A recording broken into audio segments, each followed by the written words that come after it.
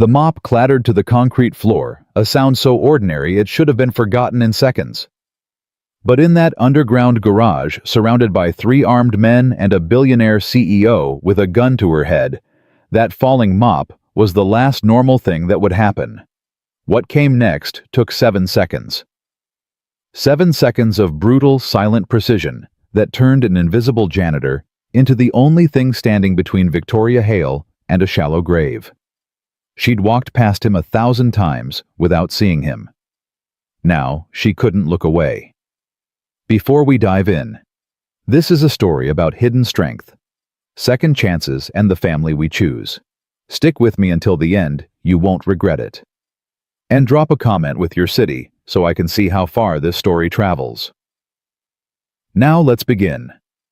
The parking garage beneath Montgomery Technologies smelled like every underground tomb in America's concrete jungle, motor oil, stale exhaust, and the faint metallic tang of water dripping from ancient pipes. Level B3, the lowest level, where the executive spots lived in their painted glory, where $100,000 vehicles sat like sleeping predators under flickering fluorescent lights that had been scheduled for maintenance since 2019. It was 11:47 p.m. on a Tuesday, and Ethan Riley was doing what he did every Tuesday at 11:47 p.m., mopping the executive level with methodical precision, working his way through the shadows like a ghost no one bothered to see. He'd been invisible for 3 years now. That's exactly how he wanted it. The rhythmic swish of the mop against concrete was meditative. 42 years old, 6 feet of lean muscle, hidden under a maintenance uniform, 2 sizes too big. Ethan had perfected the art of being nobody. Head down, earbuds in, though no music ever played. Eyes that had once tracked targets across desert wastelands now tracked coffee stains and scuff marks. Delta Force operators don't just disappear. They fade deliberately, one careful step at a time, until the man who could disassemble a rifle in 14 seconds becomes the man who changes trash bags in 17. Daddy says you're not really listening to music. His daughter Sophie's voice from last week echoed in his head, her gap-toothed smile, knowing too much for 7 years old. You just don't want people to talk to you. Smart kid. Too smart. Just like her mother. The elevator chimed a sound that shouldn't have registered at this hour. Ethan's hand stilled on the mop handle.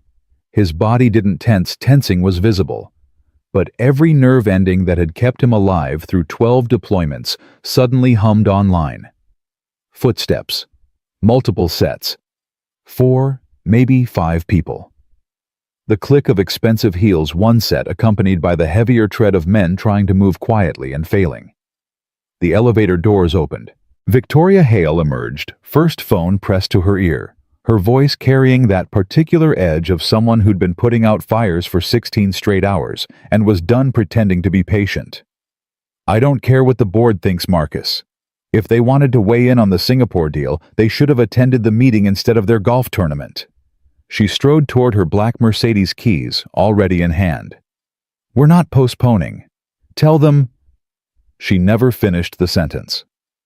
3 men materialized from between the vehicles, moving fast professionally, wearing black tactical gear and balaclavas. The 4th stayed by the elevator, blocking the exit. The tallest one, 6'3", and built like he lived in a gym, grabbed Victoria's arm with one hand and pressed a gun to her temple with the other. Scream and you die. Run and you die. Make this easy, Ms. Hale. Her phone clattered to the ground. Ethan was 40 feet away, half hidden behind a concrete pillar, mop in hand. Every instinct screamed at him to move. Every lesson learned in 3 years of deliberate invisibility told him to stay frozen, to be the nobody he'd become, to let it play out, and call 911 after they left. Please, Victoria's voice cracked, and something in that crack reached across 40 feet and grabbed Ethan by the throat. It was the same crack he'd heard in Sarah's voice during her last phone call from the hospital. Ethan, I'm scared. Sophie's asking for you. Please come home. He'd been 12,000 miles away, finishing a mission he'd been told couldn't wait. By the time he landed, Sarah was gone, and Sophie was asking why Daddy hadn't been there to say goodbye. The tall one wrenched Victoria toward a waiting van. $12 million, Ms. Hale. That's what you're worth to us. Your company pays you go home. Simple transaction. I can get you the money. Just don't. Too late for negotiations. The second man, shorter but faster, grabbed her other arm. You're coming with us. Your people can wire the funds when they find the note. The mop hit the concrete with a sharp clatter. All four men turned toward the sound. Ethan stood there in his oversized uniform, looking every bit the startled janitor who'd stumbled onto something he shouldn't have seen. His hands were raised, palms out, eyes wide. Whoa, hey, I don't want any trouble, man. I didn't see nothing. The tall one, clearly the leader, kept his gun on Victoria, but jerked his head toward Ethan. Deal with him. The fourth man, the one who'd been blocking the elevator, started toward Ethan. Bad night to work late, old man. Please. Ethan's voice shook convincingly. I got a kid at home. I just clean toilets, man. I'm nobody.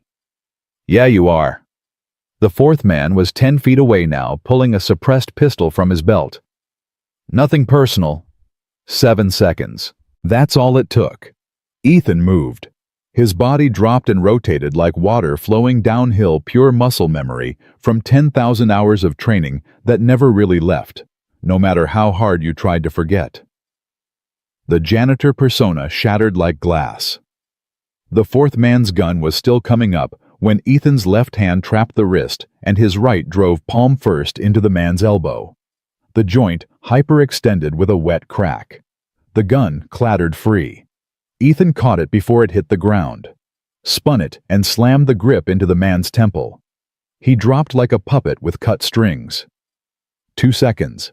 The second man, the fast one, was already moving, releasing Victoria and reaching for his weapon. Fast, but not fast enough. Ethan crossed the distance in 3 strides that seemed to defy physics, coming in low. His shoulder drove into the man's solar plexus, emptying his lungs. As he doubled over, Ethan's elbow came up, catching him clean under the jaw. Teeth clicked together. Eyes rolled back. 4 seconds. The leader still had Victoria gun now pressed hard against her neck, using her as a shield. Don't fucking move, or I paint the walls with her. Ethan froze, hands visible, the stolen gun dangling from one finger by the trigger guard, a clearly non-threatening hold. His voice came out calm, almost conversational. You don't want to do that. Get on the ground now. Can't do that. Ethan took one slow step forward. See, you're going to let her go and walk away, and I'm going to let you. The third man, who'd been smart enough to stay back, now made his mistake.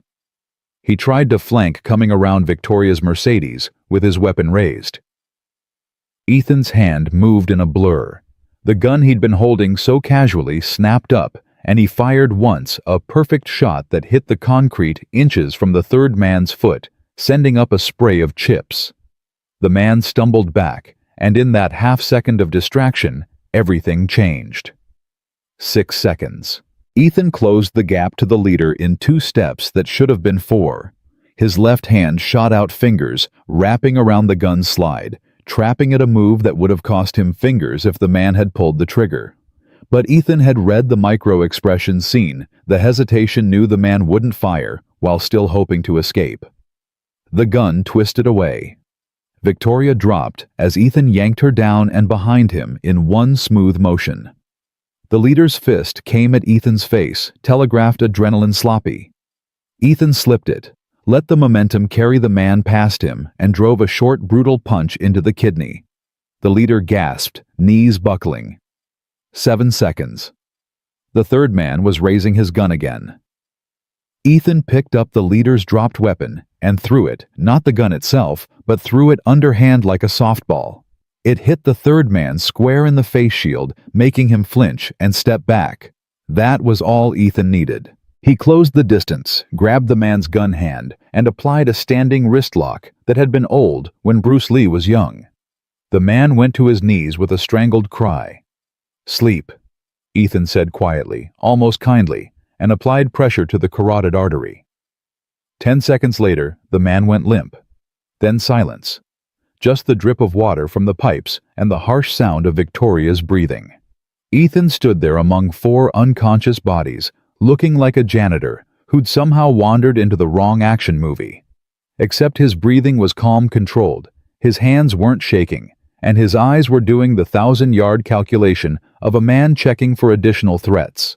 Victoria was on the ground where he'd pushed her, staring up at him with eyes that had seen her life flash past and were now trying to reconcile what they'd just witnessed. "Ma'am." Ethan's voice was soft back to the invisible janitor. "Are you hurt?" She couldn't seem to form words, just shook her head. "Good." He pulled out his phone, ancient flip phone, not the smartphone everyone else carried, and dialed 911. "Yeah, I need police and ambulance to Montgomery Technologies basement level B3. Attempted kidnapping, 4 suspects down, all breathing. Victim is safe." He paused. "No, I'm just building maintenance. I'll stay until you arrive." He ended the call and finally looked at Victoria again. Really looked. And for the first time in 3 years, someone looked back. "Who?" Her voice cracked. She tried again. "Who are you?" Ethan picked up his mop. "Just the janitor, ma'am. Name's Ethan Riley. Been working here about 3 years." "That's not—" She stood up shakily, her CEO composure trying to reassemble itself. "You're not just a janitor." "Tonight I am." He started mopping up the dirt from the scuffle, working around the unconscious bodies like they were just another mess to clean. "Police will be here in about 4 minutes. You should call your head of security, let them know what happened." How did you—" She was staring at him like he was a puzzle in a language she didn't speak. "Ma'am, you're in shock. Maybe sit down in your car, lock the doors. I'll wait out here." "Stop calling me ma'am like you're—" She stopped, took a breath. "You saved my life." Ethan didn't look up from his mopping. "Just doing my job." "Your job is maintenance. Maintaining safety is part of that." Sirens echoed from the street level, growing closer. Victoria hadn't moved, hadn't stopped staring at him. "I've seen you. I walk past you every day." "Yes, ma'am." I never really saw you." Ethan finally met her eyes, and for just a moment, she saw something in them that made her breath catch. Not anger, not judgment, just a bone-deep weariness that seemed to age him 20 years. "Most people don't," he said quietly. "That's kind of the point." The elevator dinged. Police poured out weapons, drawn shouting commands. Ethan set down his mop carefully and raised his hands, calm and compliant, letting them cuff him, while Victoria tried to explain that he was the victim's savior, not another attacker. It took 20 minutes to sort out. By the time they removed the cuffs and took his statement, Victoria had given her version of events 3 times, watched the garage security footage twice, and made 4 phone calls to lawyers who kept saying the same thing. "This man saved your life. Whatever he needs, give it to him." Ethan sat on the bumper of an ambulance accepting a blanket he didn't need from a paramedic who seemed disappointed that he had no injuries. Detective Maria Vega, a sharp-eyed woman in her 50s, sat beside him with a notepad. "So, Mr. Riley," she said, tapping her pen. "Delta Force, I'm guessing SEALs maybe retired." "Uh-huh. Retired from what exactly? Does it matter?" She studied him for a long moment. 4 trained kidnappers, probably ex-military themselves based on their gear. You took them down in seconds, with a mop. "I didn't use the mop." "You know what I mean." She leaned closer. "I've been a cop for 30 years. I know what it looks like when someone's been trained to kill efficiently. You're either one of the good guys who learned it serving our country, or you're not. Which is it?" Ethan looked past her to where Victoria was standing with her security team wrapped in a blanket, still looking shaken, still looking at him. "I'm just a janitor who got lucky," he said. "Bullshit." But Vega's voice was almost friendly. "But okay, we'll call it luck." She stood up. Ms. Hale wants to speak with you before you go. You good with that? Do I have a choice? You always have a choice, Mr. Riley. That's what people like you fought for, right? He didn't answer, just stood and walked over to where Victoria waited. Her security team, 3 men in expensive suits who looked embarrassed to be there, created a perimeter but stayed out of earshot.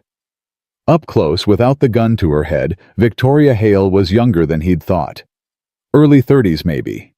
Rich people pretty, but with tired eyes that said she'd earned every dollar the hard way. Mr. Riley, she started, and he could see her choosing her words carefully. I need to thank you. No need, ma'am. Stop.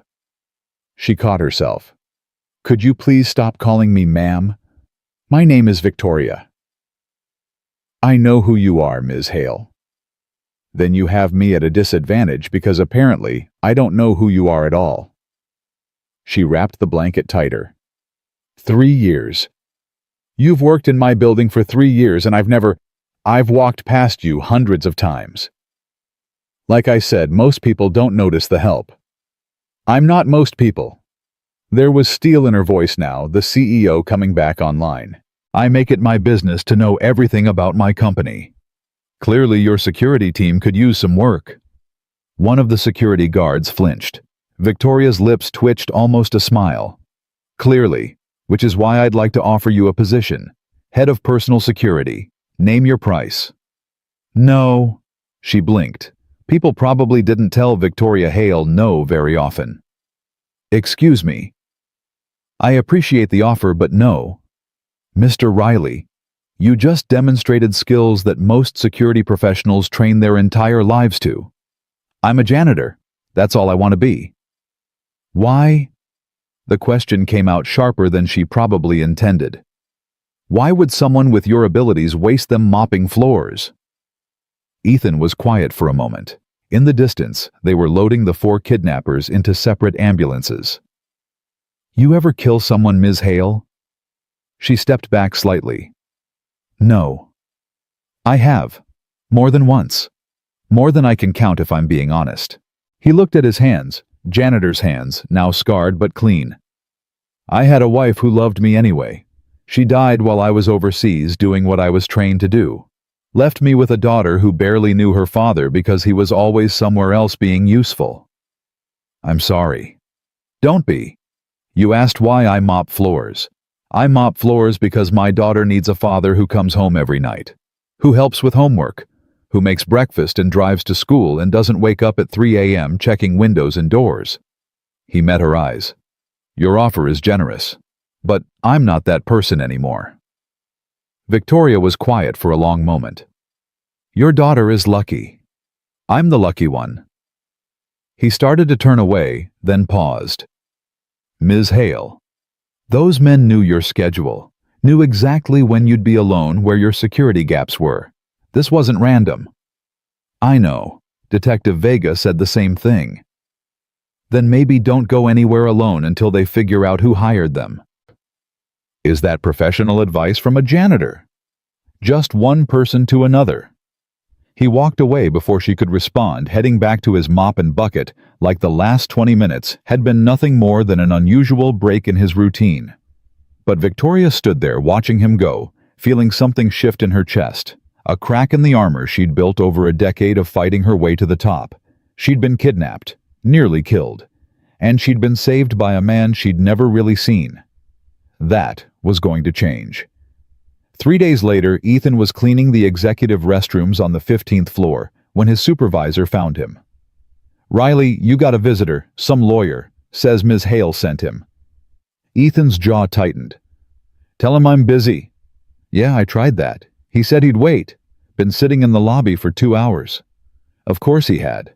Ethan set down his cleaning supplies and took the elevator down, already planning his polite but firm rejection of whatever Victoria was offering now. The lawyer was exactly what you'd expect. Expensive suit, expensive briefcase, expensive watch. He stood when Ethan approached, hand extended. Mr. Riley, I'm David Chen, Ms. Hale's personal attorney. She asked me to deliver this. He handed over a manila envelope. Ethan didn't take it. I already told her no. This isn't a job offer. It's information.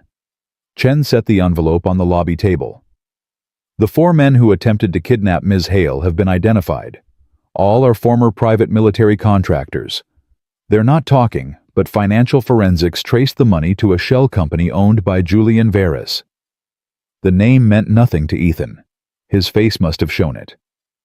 Mr. Veras was Ms. Hale's business partner 5 years ago. Chen continued. They had a falling out over ethical practices. He's currently facing multiple lawsuits and criminal investigations that Ms. Hale's testimony will likely seal. This was revenge, and likely an attempt to prevent her from testifying. Okay. Still not sure why you're telling me this. Because Mr. Veras is still at large, and he's not known for giving up easily. Chen's voice lowered. Ms. Hale has received 3 credible threats this week. Her security team is doing their job, but she wanted you to know that you may have made yourself a target by interfering. Ethan felt something cold settle in his stomach. He knows who I am. Mr. Veras has resources. It's likely he's done his research on everyone connected to that night. Chen paused. Including your daughter. The world went very quiet. That's a threat, Ethan said softly. No, Mr. Riley. It's a warning. From someone who's trying to help you. Chen pulled out a card. If you or your daughter notice anything unusual, anyone following you, strange cars, anything at all, call this number immediately. Ms. Hale has arranged for private security to monitor your building discreetly. You won't see them, but they're there. I don't want her help. Then think of it as helping her. She's the kind of person who doesn't sleep well knowing someone might be in danger because of her. Chen's expression softened slightly. She also wanted me to give you this. He pulled out a second envelope, smaller. Inside was a handwritten note on expensive stationery. Mr. Riley, I've spent the last 3 days trying to find the right words to thank you, and I keep failing. Thank you feels too small for what you did. You saved my life is accurate, but incomplete. You also showed me that I've been blind to the people around me. I've made it my mission to know everything about my company, but I knew nothing about you. I'm trying to fix that, not to invade your privacy, but to understand. I've read your service record. I have friends in unusual places. I know about your wife. I know about Sophie. I'm not offering you a job again. I'm offering you help if you ever need it. Because I think you're the kind of person who takes care of everyone else and no one takes care of you. Also, I noticed that Sophie's school, Riverside Elementary, is facing budget cuts that will eliminate their science program. I've made a donation that should keep it running for at least 5 years. This has nothing to do with you. I'm simply invested in education. The fact that your daughter loves science is just a coincidence. Stay safe. And please let me know if you need anything. Victoria Ethan read it twice, then carefully folded it and put it in his pocket. Tell Ms. Hale. He started, then stopped. Tell her thank you. For the warning. And for the donation. I will. Chen picked up his briefcase. One more thing. She wanted you to have this. He handed over a phone, a new smartphone still in the box. It's encrypted and has emergency contacts pre-programmed. If something happens, you press the red button on the side. Help will be there in minutes. I can't accept this. You already saved her life. She's just trying to balance the scales. Chen smiled slightly. And between you and me, Mr. Riley, I've known Victoria for 7 years. When she decides to help someone, resistance is futile. You might as well give in now and save yourself the headache. He left before Ethan could argue further. That night, after putting Sophie to bed in their cramped one-bedroom apartment, Ethan sat on the fire escape smoking the cigarette he allowed himself once a week. Below, the city hummed with its usual chaos. And somewhere down there, invisible, were guards Victoria had hired to protect a janitor she'd never really seen until he saved her life. His phone, his old flip phone, rang. Unknown number. Yeah. Mr. Riley. Victoria's voice slightly uncertain. I hope I'm not calling too late. How'd you get this number? I'm persistent and slightly invasive when I think I have good reason. A pause. Did David give you my note? He did. And I don't know what to say. You don't have to say anything. I wanted to hear your voice, to make sure you were okay. Ethan closed his eyes. He knew what this was. He'd seen it before in people who'd survived something traumatic. They latched onto their saviors, convinced themselves it was gratitude, when it was really just transferred fear, looking for a place to land. Ms. Hale. Victoria, please. Victoria, he corrected. You don't know me. I'd like to. No, you wouldn't. He took a drag of his cigarette. You see a hero, a guy who saved you. But I'm not a hero. I'm just someone who knew how to hurt people efficiently and did it for a paycheck until it cost me everything that mattered. You saved my life. I did, and I'm glad you're safe, but that's where this ends. Silence on the line. Then, what if I don't want it to end there? Then you're not thinking clearly. His voice gentled slightly. You went through something traumatic. Your brain is looking for safety, and it's decided I represent that. But I don't. I'm a janitor with a kid and a past I'm trying to forget. That's all. What if you're wrong? Her voice was stronger now. What if I'm exactly as clear-headed as I've always been, and I just see something in you that you've forgotten how to see in yourself? Then you're seeing what you want to see. Maybe. Or maybe you've been invisible so long you've forgotten what it's like to be seen. The words hit harder than they should have. I have to go, Ethan said. But thank you. For the warning, for the phone, for Sophie's school. You didn't have to do any of that. I know. I wanted to. Another pause. Ethan. It was the first time she'd used his first name. Yeah. If you change your mind about anything, call me. The number's programmed into the phone David gave you. I won't. But if you do. He ended the call and sat there on the fire escape watching the city lights, thinking about a woman who'd looked past his invisibility and seen something he'd thought was dead. Inside, Sophie stirred in her sleep, calling out, Daddy. Right here, baby girl? He called back softly. I'm not going anywhere. And he meant it. But the phone Victoria had given him was sitting on his kitchen counter, fully charged, emergency button glowing faintly red in the darkness. Just in case. The thing about being invisible is that once someone truly sees you, you can't disappear again. Not completely. Ethan discovered this truth over the following 2 weeks, as his carefully constructed anonymity began to crack like old paint. It started small. Tuesday morning he arrived at work to find a coffee waiting at his usual starting point. Expensive coffee, the kind from that place 3 blocks over that charged $7 for what used to cost 50 cents. A note attached. Thank you, V. He threw the coffee away, untouched, and kept mopping. Thursday, his supervisor called him into the office, looking uncomfortable. Riley, I don't know what you did, but apparently you're Employee of the Month. Ms. Hale personally requested it. There's a bonus, $5,000. I don't want it. Too bad. Already processed. Should hit your account Friday. Friday. Sophie came home from school buzzing with excitement. Daddy, guess what? Ms. Chen came to our class today and she said the science program isn't getting cut anymore. We get to do the solar system project and everything. Ethan closed his eyes. That's great, baby girl. She said a nice lady donated money. Do you know who? No idea. But he did. And that night, he pulled out the smartphone Victoria had given him, stared at it for 10 minutes, then put it back in the drawer without calling. He wasn't ungrateful. He just knew how this worked. Victoria Hale was a problem solver, a fixer, someone who saw a situation and deployed resources until it resolved. Right now, he was her project. Her guilt made manifest. Give it time, he told himself. She'd get bored, move on to the next crisis, and he could go back to being nobody. He was wrong. Victoria Hale didn't do anything halfway, including obsession. She sat in her corner office on the 42nd floor, ostensibly reviewing quarterly reports, actually reading a background check that should have been illegal, but wasn't when you knew the right people.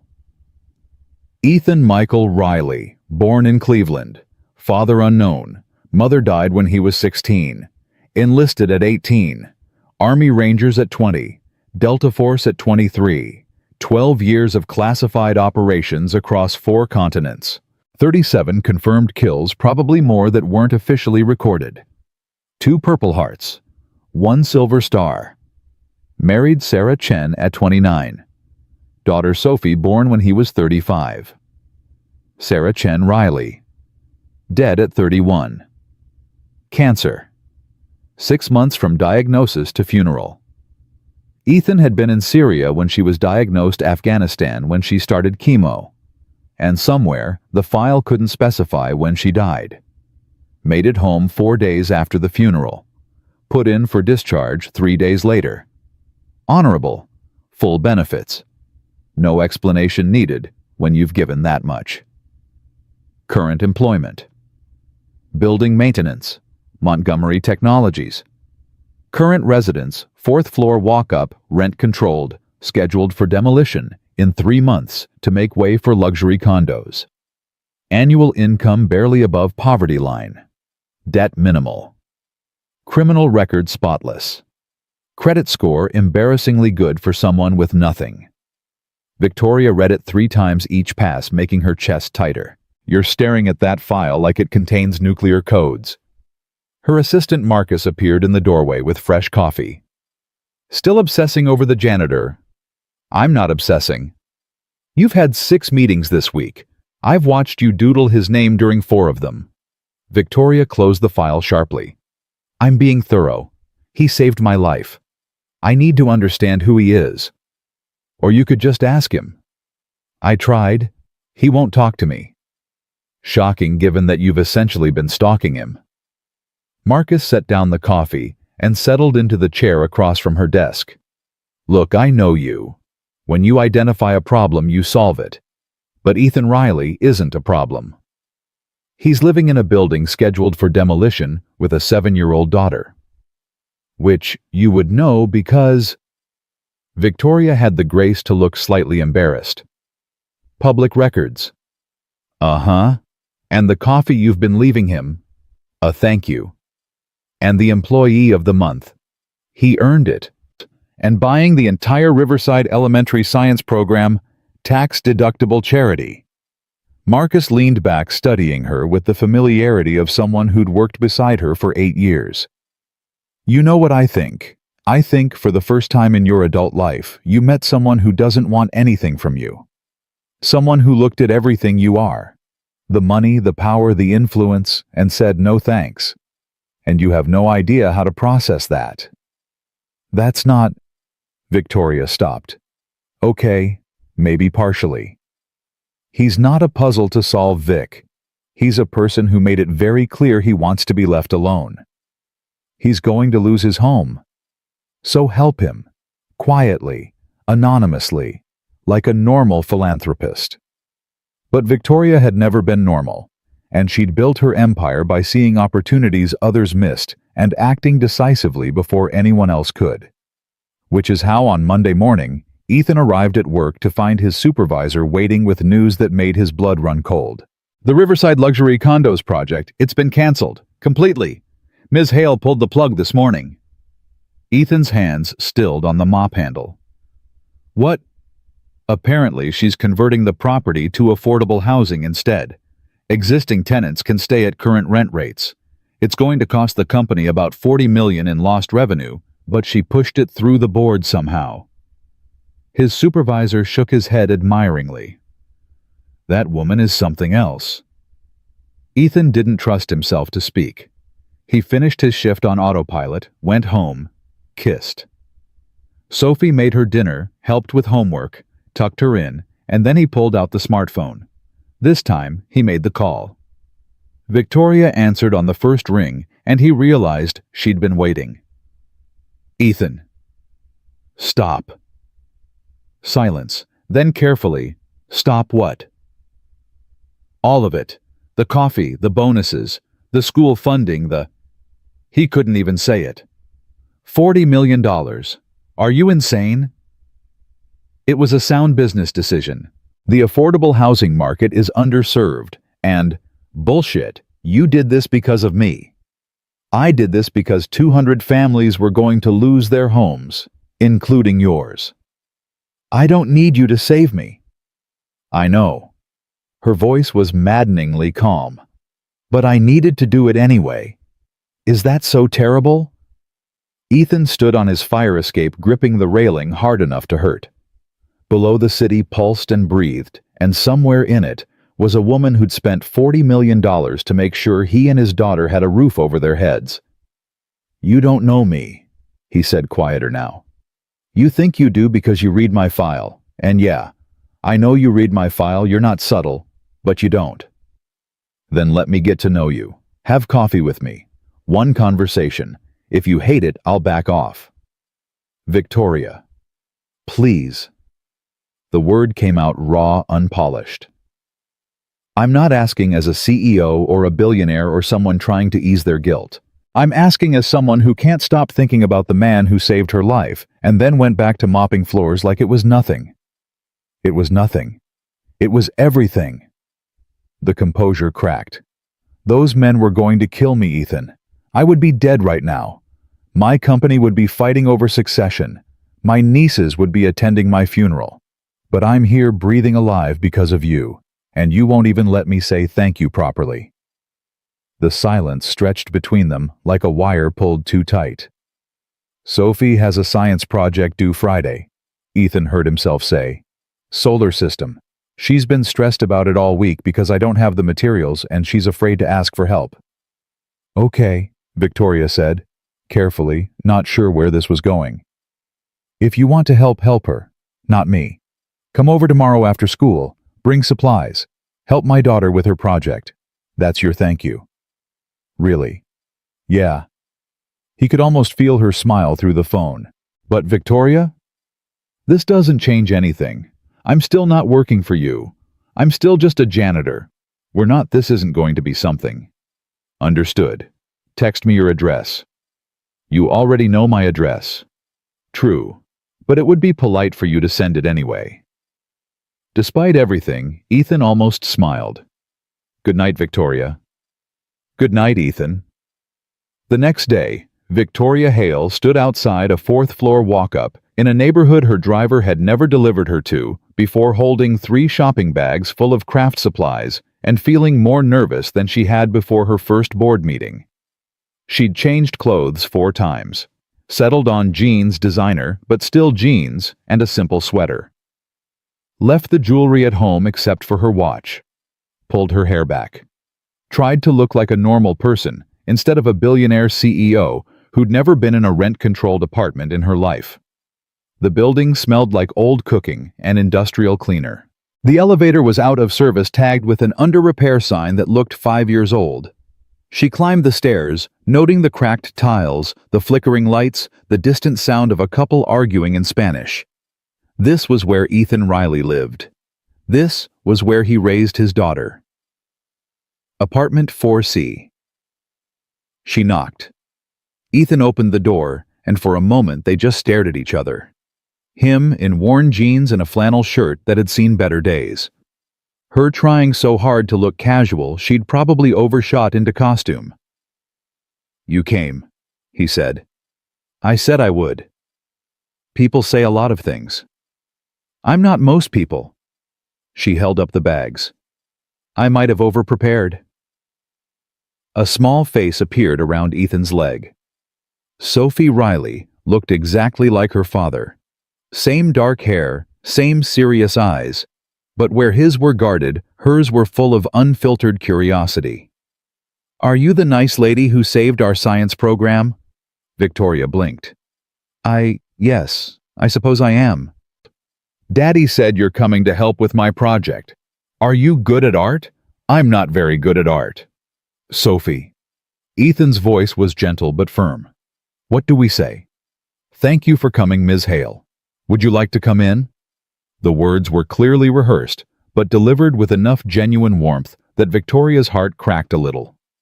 I would love to. And please call me Victoria. The apartment was tiny, clean but shabby, furnished with thrift store finds and military-issue practicality. But there were touches everywhere that spoke of love. Sophie's drawings taped to the walls, photos of a smiling woman who must have been Sarah, a bookshelf overflowing with children's books, and a few worn paperback thrillers. The kitchen table was already covered with printer paper and a box of crayons. I started planning, Sophie announced, climbing onto a chair. See, I drew what I want it to look like, but I don't know how to make the planets stay in the right places. Victoria set down her bags and looked at the drawing. It was actually quite good, the sun in the center 9 planets, because Sophie had included Pluto, bless her orbits, sketched in careful circles. This is excellent work, Sophie. You've got all the relative sizes pretty accurate. Sophie beamed. I looked them up in the library. Jupiter is the biggest, and Mercury is the smallest, and Earth is where we are. That's exactly right. Victoria started unpacking supplies, foam balls in various sizes, paint wooden dowels, fishing line. I thought we could suspend them from a coat hanger frame. That way they'll float like they're in space. Really? Sophie's eyes went huge. That sounds so cool. For the next 3 hours, Victoria forgot she was a CEO. Forgot about quarterly reports and board meetings and the 12 emails her assistant had marked urgent. She sat at a rickety kitchen table with a 7-year-old girl painting foam balls and arguing cheerfully about whether Mars should be more red or more orange. Ethan watched from the doorway, at first arms crossed, guard up, but slowly, incrementally, he relaxed, started making coffee, brought out cookies, eventually sat down and helped cut the dowels to length while Sophie chattered nonstop about planets and stars and how she wanted to be an astronaut when she grew up. Just like Sally Ride, Sophie explained to Victoria. She was the first American woman in space. Did you know that? I did. Sally Ride was brilliant. Daddy says I can be brilliant too if I work hard. Your daddy is absolutely right. Victoria glanced at Ethan, found him already looking at her with an expression she couldn't quite read. You can be anything you want to be. Even a CEO like you? Especially that. When they finished, the solar system hung from Sophie's bedroom ceiling, planets spinning slowly in an imaginary orbit, each one carefully painted and labeled in Sophie's blocky handwriting. It's perfect, Sophie breathed, staring up at it from her bed. It's the most perfect thing ever. You did most of the work, Victoria said, sitting on the edge of the bed. I just helped. Will you come to the science fair? It's on Friday. Daddy's coming, but he says he might have to work. If you came too, you could make sure he doesn't leave. Sophie. Ethan's voice held a warning. Ms. Hale is very busy. I'd love to come, Victoria interrupted. What time? Sophie's squeal of joy was answer enough. Later, after Sophie was asleep, Ethan walked Victoria down to the street where her car waited. The driver had the decency to stay inside, giving them the illusion of privacy on the empty sidewalk. Thank you, Ethan said quietly. She hasn't been that happy since... He stopped. In a long time. I had fun. I can't remember the last time I just made something. With my hands. No agenda, no strategy. Just paint and glue and imagination. Welcome to parenthood. They stood there in the glow of streetlights, the city humming around them. Victoria knew she should leave. Get in the car, go back to her penthouse, return to being the person she was supposed to be. Instead, she heard herself say, Your wife was beautiful. Ethan stiffened. You saw the photos. Sarah. That was her name, right? Yeah. Sophie has her smile. She does. His voice went rough. She has her everything. Her kindness, her curiosity, her ability to see the good in people, even when they don't deserve it. Like you. Ethan looked at her. then really looked, and Victoria felt the weight of it. This man who'd spent years learning to hide, dropping the mask just enough to let her glimpse the grief underneath. "I wasn't there," he said. "When she needed me most, when Sophie needed me, I was 12,000 miles away, shooting people who probably had families too. I thought I was serving something bigger, protecting people, being a hero." He laughed bitter and broken. "Sarah died believing in that hero. Sophie still does. But I know the truth. I'm just a guy who was very good at violence and very bad at being where I was needed. That's not... It is." He stepped back, rebuilding the walls. "I appreciate what you did tonight. Sophie will remember it forever. But this can't become a thing, Victoria. You're trying to make me into something I'm not. What if I'm just trying to know you as you are? Why, what's the endgame here? You feel guilty because I saved you. Fine, I get it. But gratitude has an expiration date. Eventually you'll realize I'm just the janitor again, and you'll move on to your next project." Victoria felt something flare in her chest. Anger, or hurt, or frustration, she couldn't tell. "You want to know the truth?" "Yes, I felt guilty. I walked past you every day for 3 years and never saw you. Never wondered about your story. Never acknowledged your existence beyond nodding when you held the elevator. And that's on me. That's my failure as a human being." "Okay, so you're absolved. We're good." "We're not good." The words came out louder than she intended. The driver's head turned slightly, and she lowered her voice. "I'm not trying to ease my guilt, Ethan. I'm trying to... God, I don't even know what I'm trying to do. I just know that I spent 3 hours tonight being the most relaxed I've been in years. I painted planets with your daughter, and you made terrible coffee, and I didn't check my phone once. Do you know how rare that is for me? So I'm what your escape from reality. No, your reality. The rest of it, the board meetings, and the quarterly reports, and the constant pressure to be perfect, that's the escape. Being here tonight, being normal, being human, that was real." Ethan was quiet for a long moment. When he spoke, his voice was gentler. "You're not going to give up, are you? I'm not known for my ability to quit. That's what I was afraid of." But there was something in his expression that might have been the smallest hint of a smile. Friday, the science fair. 2 o'clock at Riverside Elementary.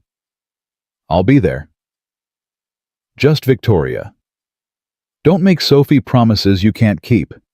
She's already lost enough." "I don't make promises I can't keep."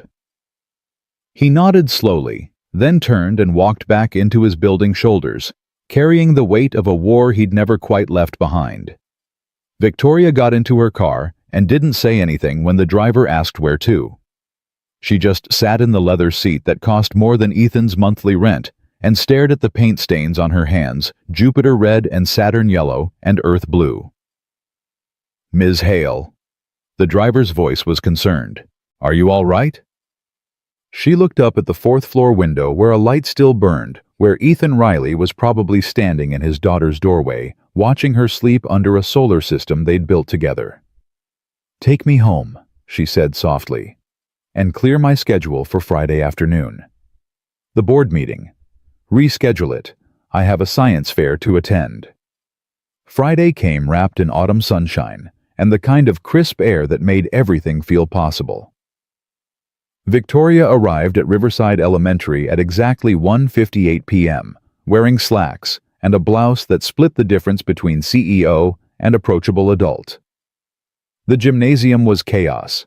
Dozens of tables covered in projects, parents milling around with cameras, teachers trying to maintain some semblance of order. She spotted Sophie immediately standing nervously beside her solar system, smoothing down her dress for the 100th time. And beside her, Ethan, clean-shaven, wearing slacks and a button-down that looked like they'd been purchased specifically for this occasion.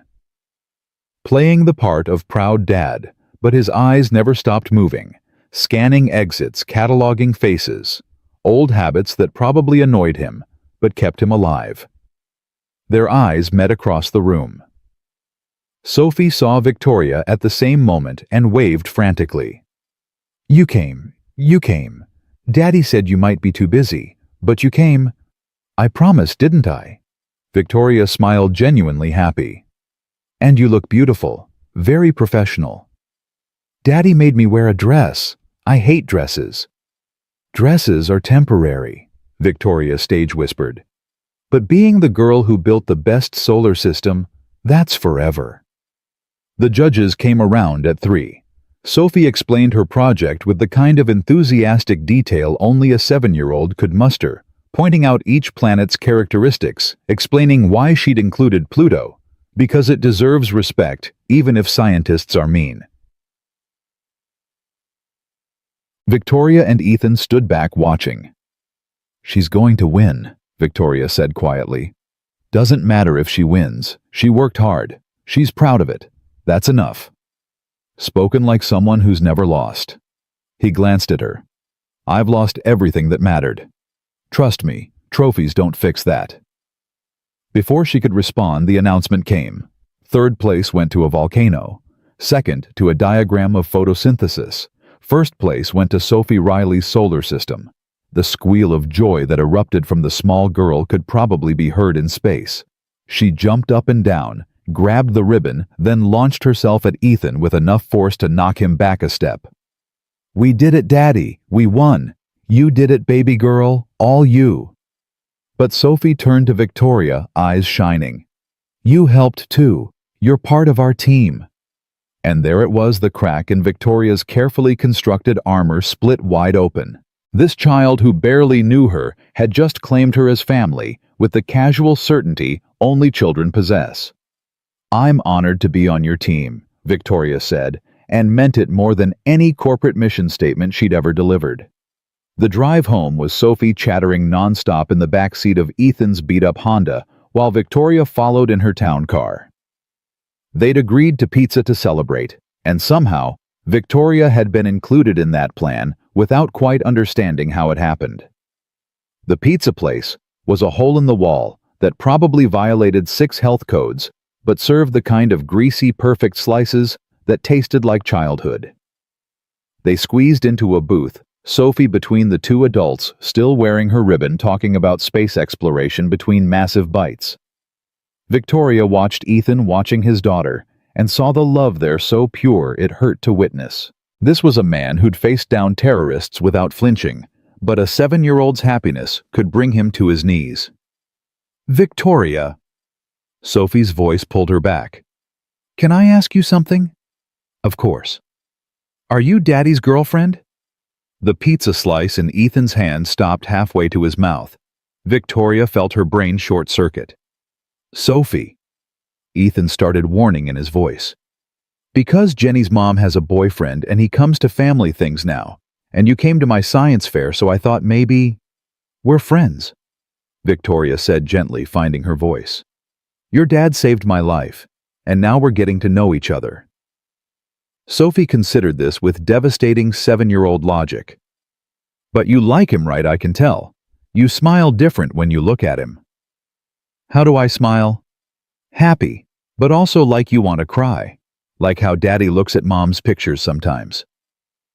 The entire restaurant seemed to hold its breath. Ethan set down his pizza very carefully. Sophie, that's enough. Eat your dinner. But Sophie wasn't done. I think Mommy would like you. She always said Daddy needed someone to make him laugh because he was too serious. Do you make him laugh? Victoria looked at Ethan and saw him staring at his daughter like she'd just revealed classified intelligence, which in a way she had. From the mouths of babes came the truths adults were too scared to admit. I'm working on it, Victoria said softly. Sophie seemed satisfied with this answer and returned to her pizza, oblivious to the bomb she'd just detonated. The rest of the meal passed in careful conversation, steering clear of dangerous topics. But something had shifted, acknowledged, if not accepted. When they finally left Sophie asleep against Ethan's shoulder, Victoria knew things had changed. I'll drive you home, she offered. We'll take the bus. Ethan, let me drive you home. He looked at her for a long moment, then nodded. Okay. The car ride was quiet. Sophie sleeping in Ethan's arms. Victoria trying not to stare at the picture they made, father and daughter complete unto themselves, no room for anyone else. When they arrived, Ethan carried Sophie upstairs. Victoria waited in the car, but he came back down 15 minutes later. She out. Like a light, still wearing the ribbon. He leaned against the car. I'm sorry about what she said. Kids don't have filters. She was honest. I appreciate that. Victoria, you need to understand something. She was everything. My whole world. When she died, I died too. The only thing that kept me breathing was that little girl up there. I'm not looking for someone to fix me or save me or whatever it is you think you're doing. I know. Do you? She met his eyes. I'm not trying to replace Sarah. I'm not trying to fix you. I like spending time with you. With Sophie. I like feeling like a person instead of a position. Is that really so terrible? It is when you're setting yourself up to get hurt. Maybe I'm willing to take that risk. Well, I'm not. His voice was firm. Sophie's already attached to you. I saw it tonight. And when you inevitably get bored or busy or realize this isn't what you actually want, she's the one who gets hurt. Not me. Her. I wouldn't do that to her. You say that now. But you don't know what you want, Victoria. You've convinced yourself I'm some kind of project, some way to feel human again. But real life isn't science fairs and pizza. It's waking up at 3 a.m. because she has nightmares about her mom. It's stretching a paycheck that doesn't stretch. It's watching other kids have things she can't and explaining why we can't afford them. You want to visit that life, fine. But you don't get to move in and then move out when it gets hard. Every word landed like a punch, and Victoria felt tears threatening. You think I don't know what hard is? I built my company from nothing. I've faced hostile takeovers, betrayal attempts on my life. I know hard. That's business hard. This is life hard. It's different. Then let me learn the difference. Her voice broke. I'm not asking you to marry me, Ethan. I'm asking you to let me be part of your life. Sophie's life. However that looks. He stared at her, and she could see the war raging behind his eyes. The part that wanted to protect his daughter from disappointment versus the part that was tired of being alone. I need time, he finally said, to think about this, about what's best for Sophie. Take all the time you need. And Victoria, if we do this, if I let you in, you don't get to leave. Not easily. Not without warning. Sophie's already lost her mother. I won't let her lose anyone else. I understand. He nodded slowly, then pushed off from the car. Thanks for coming today. It meant a lot to her. It meant a lot to me too. She watched him walk away, this broken man who'd saved her life, and was now letting her save his one small gesture at a time. In the penthouse that night, surrounded by luxury that suddenly felt hollow, Victoria made a decision. She opened her laptop and started typing not an email to her assistant or a memo to the board, but a simple document titled, Things I Need to Learn. How to budget on $40,000 a year. How to help with second-grade homework. How to be present instead of perfect. How to love someone who's been broken and still respect the pieces. She had no idea if Ethan would ever truly let her in. But she'd built an empire by refusing to quit when things got hard. This time, though, the stakes were higher than any boardroom. This time, it was a little girl's heart and a damaged man's trust, and her own soul finally waking up after years of corporate sleep. This time, failure wasn't an option. 3 days passed in careful silence. Victoria didn't call, didn't send coffee, didn't manufacture excuses to drop by Montgomery Technologies' basement levels. She was giving Ethan space, though it killed her to do it. On the 4th day, her phone rang at 6:47 a.m. Unknown number, but she knew. I need a favor. Ethan's voice came through tight, with something that might have been fear. Sophie's school called. There was a man outside yesterday, taking pictures. The principal thought it was weird enough to mention. Victoria was out of bed instantly. Did they get a description? White male, 40s, expensive camera, Told the crossing guard he was with the local paper doing a story on the science fair winners. Except the paper never sent anyone. Julian Veres. That's what I'm thinking. A pause, and she could hear the war in his silence. I know I said I needed time, but if he's watching Sophie, I'm sending a team to the school, now, and one to your apartment. Victoria? This isn't negotiable, Ethan. If Veres is escalating, your daughter doesn't have time for you to be proud. Her voice softened. Let me help, please. The exhale that came through the line sounded like surrender. Okay, but I want to meet your team first. I need to know who's around my daughter. Come to my office at 9. Bring Sophie if you need to. I'll clear my calendar. At exactly 9 o'clock, Ethan walked into Victoria's office holding Sophie's hand. The little girl's eyes went wide at the floor-to-ceiling windows, the sleek furniture, the view of the city, spread out like a kingdom. Whoa, Sophie breathed. You can see everything from up here. Pretty cool, right? Victoria smiled, but her eyes were on Ethan. He looked like he hadn't slept wearing the same clothes from yesterday, jaw tight with the kind of tension that came from forcing yourself to ask for help. Sophie, honey, Ethan said gently. Ms. Chen in the waiting room has some books about space. Why don't you go read while Victoria and I talk about boring grown-up stuff? Sophie looked between them with that too-smart expression that said she knew something was wrong. Is it about the man at school? Ethan's face went carefully blank. What man? The one Mrs. Patterson told me not to talk to. She said he was just a photographer, but he gave me the creeps, like when you know someone's watching you but you can't see them. She shrugged. I stayed by the teacher like you always tell me. Victoria watched Ethan's hands curl into fists, watched him fight to keep his voice calm. You did exactly right, baby girl. Now go read, okay? We'll get breakfast after this. Once Sophie was gone, Ethan turned to Victoria and the mask dropped.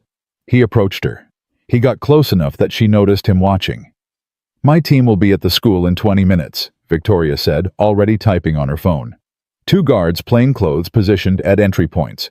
They won't interfere with her day, but no one gets near her without going through them first. I should pull her out, keep her home, and scare her worse than she already is. Ethan, she's 7. She needs normalcy routine. What she doesn't need is her father's fear, becoming her fear. He looked at her, then really looked, and something in his expression shifted. You've thought about this, really thought about it. I've thought about nothing else since your call. She set down her phone. I meant what I said the other night. If I'm in, I'm all in. That includes protecting Sophie like she's my own. The words hung between them, carrying weight neither of them was quite ready to acknowledge. A knock at the door broke the moment. 2 people entered, a woman in her 30s with military short hair and eyes that missed nothing, and a man built like a truck with a kind face that didn't match his physique. Ethan Riley meets Sarah Chen and Marcus Webb, Victoria said. Former Secret Service and Marine Force recon respectively. They run my personal security detail. Sarah extended her hand. Mr. Riley, I've read your file. It's an honor. Ethan shook it warily. My file. Delta Force doesn't exactly advertise, but some of us keep track of the legends. She smiled slightly. Syria 2019. The embassy extraction that officially never happened. That was your operation. Something flickered across Ethan's face. Surprised that someone recognized the classified ghosts of his past. That was a team effort. Sure it was. Marcus's voice was warm, genuine. Look, we know you don't trust easy. Comes with the territory. So here's the deal. We do a trial run. 1 week. If you don't like how we operate, we're gone. But your daughter deserves the best protection available, and that's us. No offense. None taken. Ethan studied them both with the intensity of someone who'd learned to read people in situations where mistakes meant death. You have kids? Sarah nodded. 2, 8 and 6. Both in private school with security details because of my job. I know what it's like to balance keeping them safe with letting them be kids. And you? Ethan looked at Marcus. No kids, but I've protected 12 different families over 8 years. I've done birthday parties and school plays and middle-of-the-night emergency room trips. I know the drill. Ethan was quiet for a long moment. Then, Sophie's in the waiting room. Go introduce yourselves. If she doesn't like you, deal's off.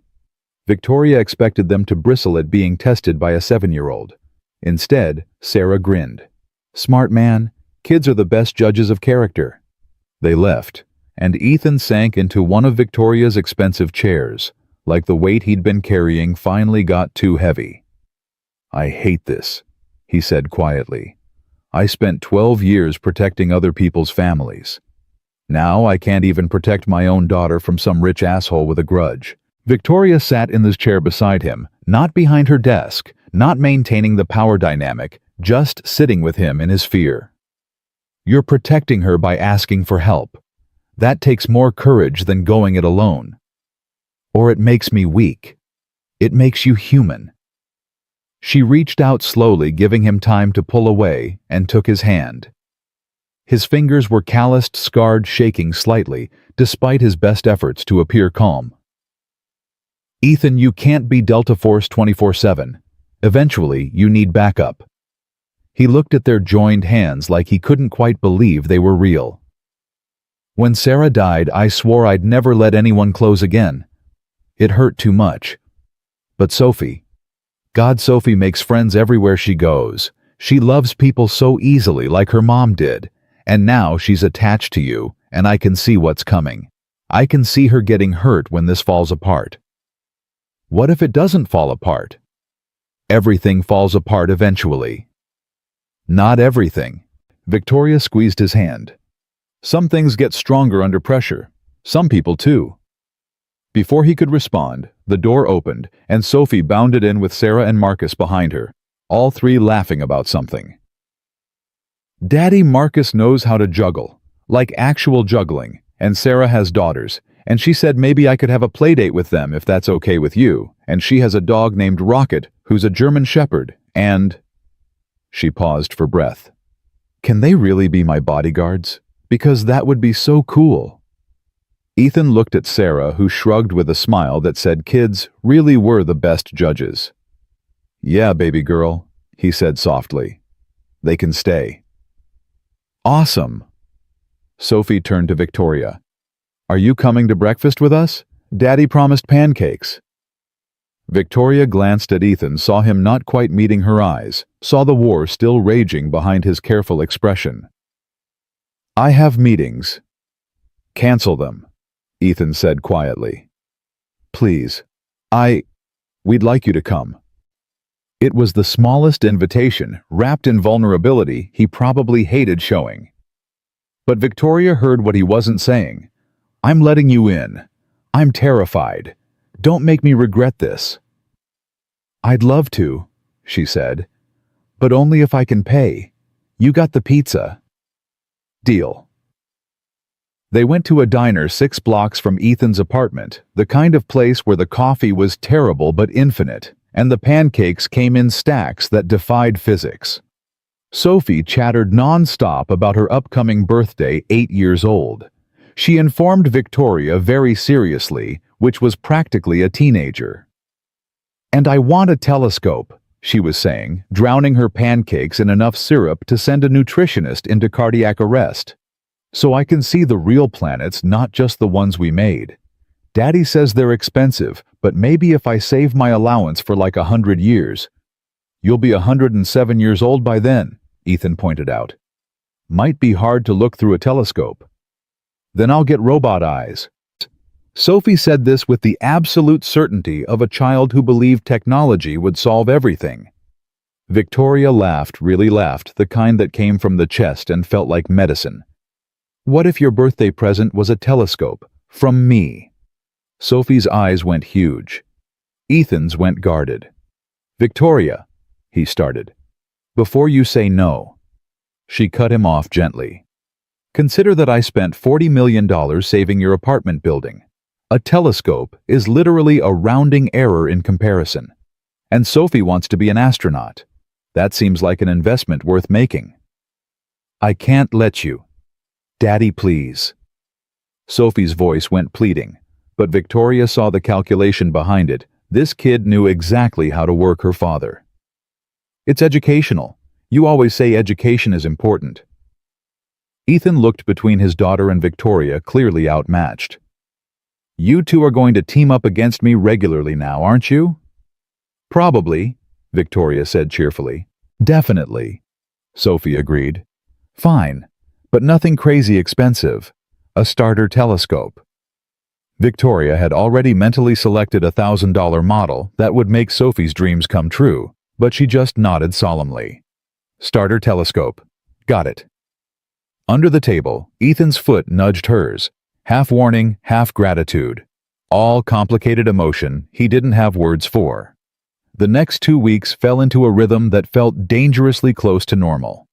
Victoria found herself rearranging board meetings to make Sophie's soccer practice, found herself learning the names of 7-year-olds and their various dramas. She discovered that Ethan made the world's worst coffee, but the best grilled cheese, that Sophie talked in her sleep about space exploration, that Sundays meant grocery shopping, and arguing about whether Lucky Charms counted as breakfast food. She also discovered that being part of a family meant the mundane moments mattered more than the grand gestures. It meant helping with homework at the kitchen table, meant learning that Sophie needed her sandwich cut diagonally, not straight across, meant understanding that Ethan's silences weren't rejection, but processing. At work, she started restructuring Montgomery Technology's priorities. Launched a veteran hiring initiative that Ethan quietly consulted on, though he refused any official title. Started a single-parent scholarship fund. Began redirecting resources toward community programs instead of just profit margins. Her board thought she'd lost her mind. Her profits suggested otherwise. You're different, her assistant Marcus observed one afternoon, bringing coffee to her office. Lighter somehow. I'm just refocusing priorities. You took a personal day last week to attend a 7-year-old soccer game. Sophie's team won. I was supporting employee morale. Ethan's not technically an employee. He's a consultant. Victoria looked up from her laptop. Is there a point to this interrogation? Marcus smiled. Just pointing out that the infamous Ice Queen of Montgomery Tech spent Saturday afternoon teaching a little girl how to braid hair. It's adorable and terrifying. You're actually happy. Happiness is a chemical reaction in the brain. And you've been having that reaction a lot lately. He set down her coffee. I'm happy for you, Vic. Really. Just be careful. Ethan Riley is a good man with a lot of damage. And Sophie's already calling you Victoria, like your family. What happens if this doesn't work out? It'll work out. You sound certain. I am. And she was with the kind of bone-deep conviction she usually reserved for business deals. I've never been more certain of anything. But certainty, Victoria was about to learn, meant nothing against someone like Julian Veres. The first sign came on a Tuesday. Ethan was at Montgomery Tech headquarters, reviewing security protocols in Victoria's office, while she pretended to work, and mostly just watched him. He moved through the space like a predator, assessing territory, noting sightlines and exit routes, with the unconscious precision of years of training. Your elevator security is a joke, he said, making notes on a tablet Victoria had given him. Anyone with basic hacking skills could override the executive floor locks, and these windows bulletproof? Of course. Bomb-proof? She paused. Should they be? Veres has connections to private military contractors. Some of them have demolition training. You're 42 floors up with one primary exit route. That's a kill box, Victoria. His phone buzzed. He glanced at it, and Victoria watched all the color drain from his face. What is it? Without a word, he turned the phone toward her. A photograph filled the screen. Sophie at soccer practice that afternoon, clearly taken with a telephoto lens. She was mid-kick, concentration, fierce, completely unaware she was being watched. And beneath the photo, a message, "Beautiful daughter. Would be a shame if something happened to her. Victoria felt ice flood her veins. Where is she right now? Ethan was already dialing. Sarah status. A pause that lasted centuries. She's secure, he said finally, the relief in his voice palpable.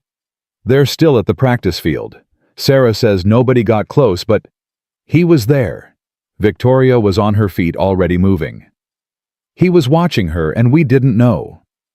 Sarah's taking her home now. Alternate route, full protocol. Ethan's hands were steady now, the soldier clicking into place. I need to get there. I'm coming with you. Victoria. That message was for both of us. He's telling us he can reach her anytime he wants. I'm not sitting here while he makes threats. Her voice was steel wrapped in fear. Besides, you might need backup. Something flickered across Ethan's face. The ghost of a smile, dark and dangerous. You ever been in a real fight, Ms. Hale? I built a billion-dollar company in a male-dominated industry. I've been in a fight my whole life. Fair enough. Let's go. They made it to Ethan's apartment in record time. Victoria's driver running every yellow light with the kind of controlled recklessness that suggested military training.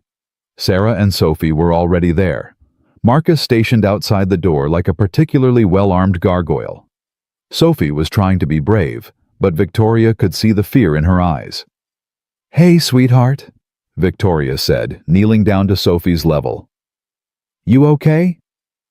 Sarah said we had to leave early because of a security thing. Did I do something wrong? No, baby, you didn't do anything wrong. Ethan pulled his daughter into a hug that looked like he might never let go. Sometimes grown-ups have problems with other grown-ups, and we have to be extra careful for a little while. Is it because of the man who tried to hurt Victoria? The one you saved her from? Smart kid? Too smart. Something like that, Ethan said carefully. But we're keeping you safe. That's what Sarah and Marcus are here for. Sophie pulled back, looking at her father with eyes older than 7 years should be. You're scared. I can tell. Ethan's jaw worked. Victoria watched him fight against every instinct to lie to protect his daughter from the truth. But he'd raised her to be honest, and dishonesty now would only scare her more. Yeah, he said quietly. I'm scared. Because you're the most important person in my whole world, and someone's trying to use that against me. To get to Victoria. To hurt both of us. Sophie thought about this, then turned to Victoria. Are you scared too? Victoria had faced down hostile board members, attempted corporate coups, and literal kidnappers. But looking into this little girl's eyes, knowing someone was threatening her, she felt a fear more primal than anything she'd experienced. Terrified, she admitted. But your dad's the bravest person I know, and Sarah and Marcus are the best at what they do. We're going to keep you safe. Okay. Sophie said it with the kind of trust that made Victoria's heart crack. But can you stay here tonight, both of you? It's scarier when it's just me and Daddy and he pretends not to check the locks 100 times. Ethan's expression suggested he wanted to argue. Victoria spoke before he could. I'll stay, if that's okay with your dad. It's a 1-bedroom apartment, Ethan said. You'd be on the couch. I've slept in worse places. She hadn't, but the lie felt necessary. So Victoria Hale, billionaire CEO, spent that night on a lumpy couch in a rent-controlled apartment listening to Ethan pace and check windows while Sophie slept in the next room. Around midnight, he finally emerged from the bedroom looking exhausted. She's asleep, he said quietly. Finally. She made me promise you'd still be here in the morning. I will be. He sat on the floor beside the couch, back against the wall, and for a long moment, they just existed in the silence. I should have seen this coming, Ethan said finally. Should have known Veres wouldn't just let it go. You're not psychic. No, but I'm trained to anticipate threats. That's literally what I did for 12 years. And I failed. You didn't fail. Sophie's safe. We're all safe. For now. His voice was hollow. But he's escalating. First the message, then watching her at practice. Next time. There won't be a next time. Victoria slid off the couch to sit beside him on the floor. "We're going to find him first." "Victoria, this isn't a business problem you can solve with money and lawyers. Julian Veres is a dangerous man with dangerous friends. He's not going to stop because we ask nicely." "Then we don't ask nicely." She turned to face him. "I have resources too, Ethan. Contacts in law enforcement, private investigators, security firms. We find out where he is, what he's planning, and we end this. By doing what you're talking about. What hunting him down? I'm talking about protecting your daughter by any means necessary." Her voice dropped. "You saved my life. Let me save hers."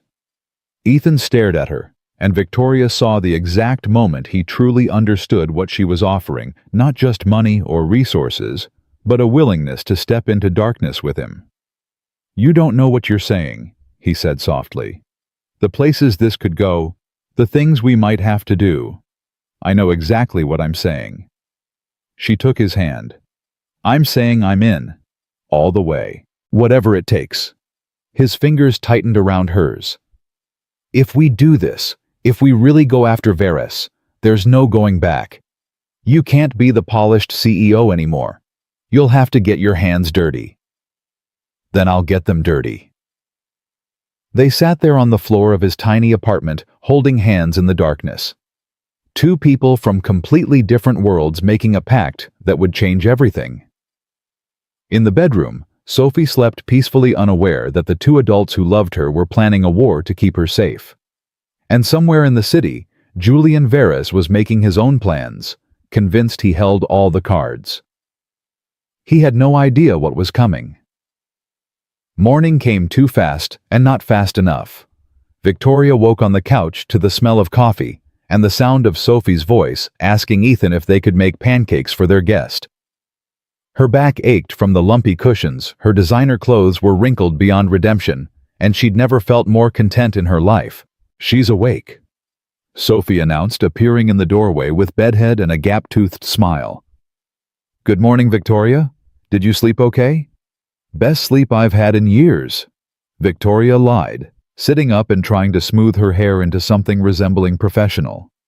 Ethan appeared behind his daughter, and Victoria saw the dark circles under his eyes that said he'd slept even less than she had. But there was something else there too, a softness that hadn't been there before, like a door he'd kept locked had finally cracked open. "Coffee," he offered. "Please. Your terrible coffee is growing on me." "It's not terrible," Sophie defended. "It's just strong, like Daddy." The words were innocent, but they hit Victoria square in the chest.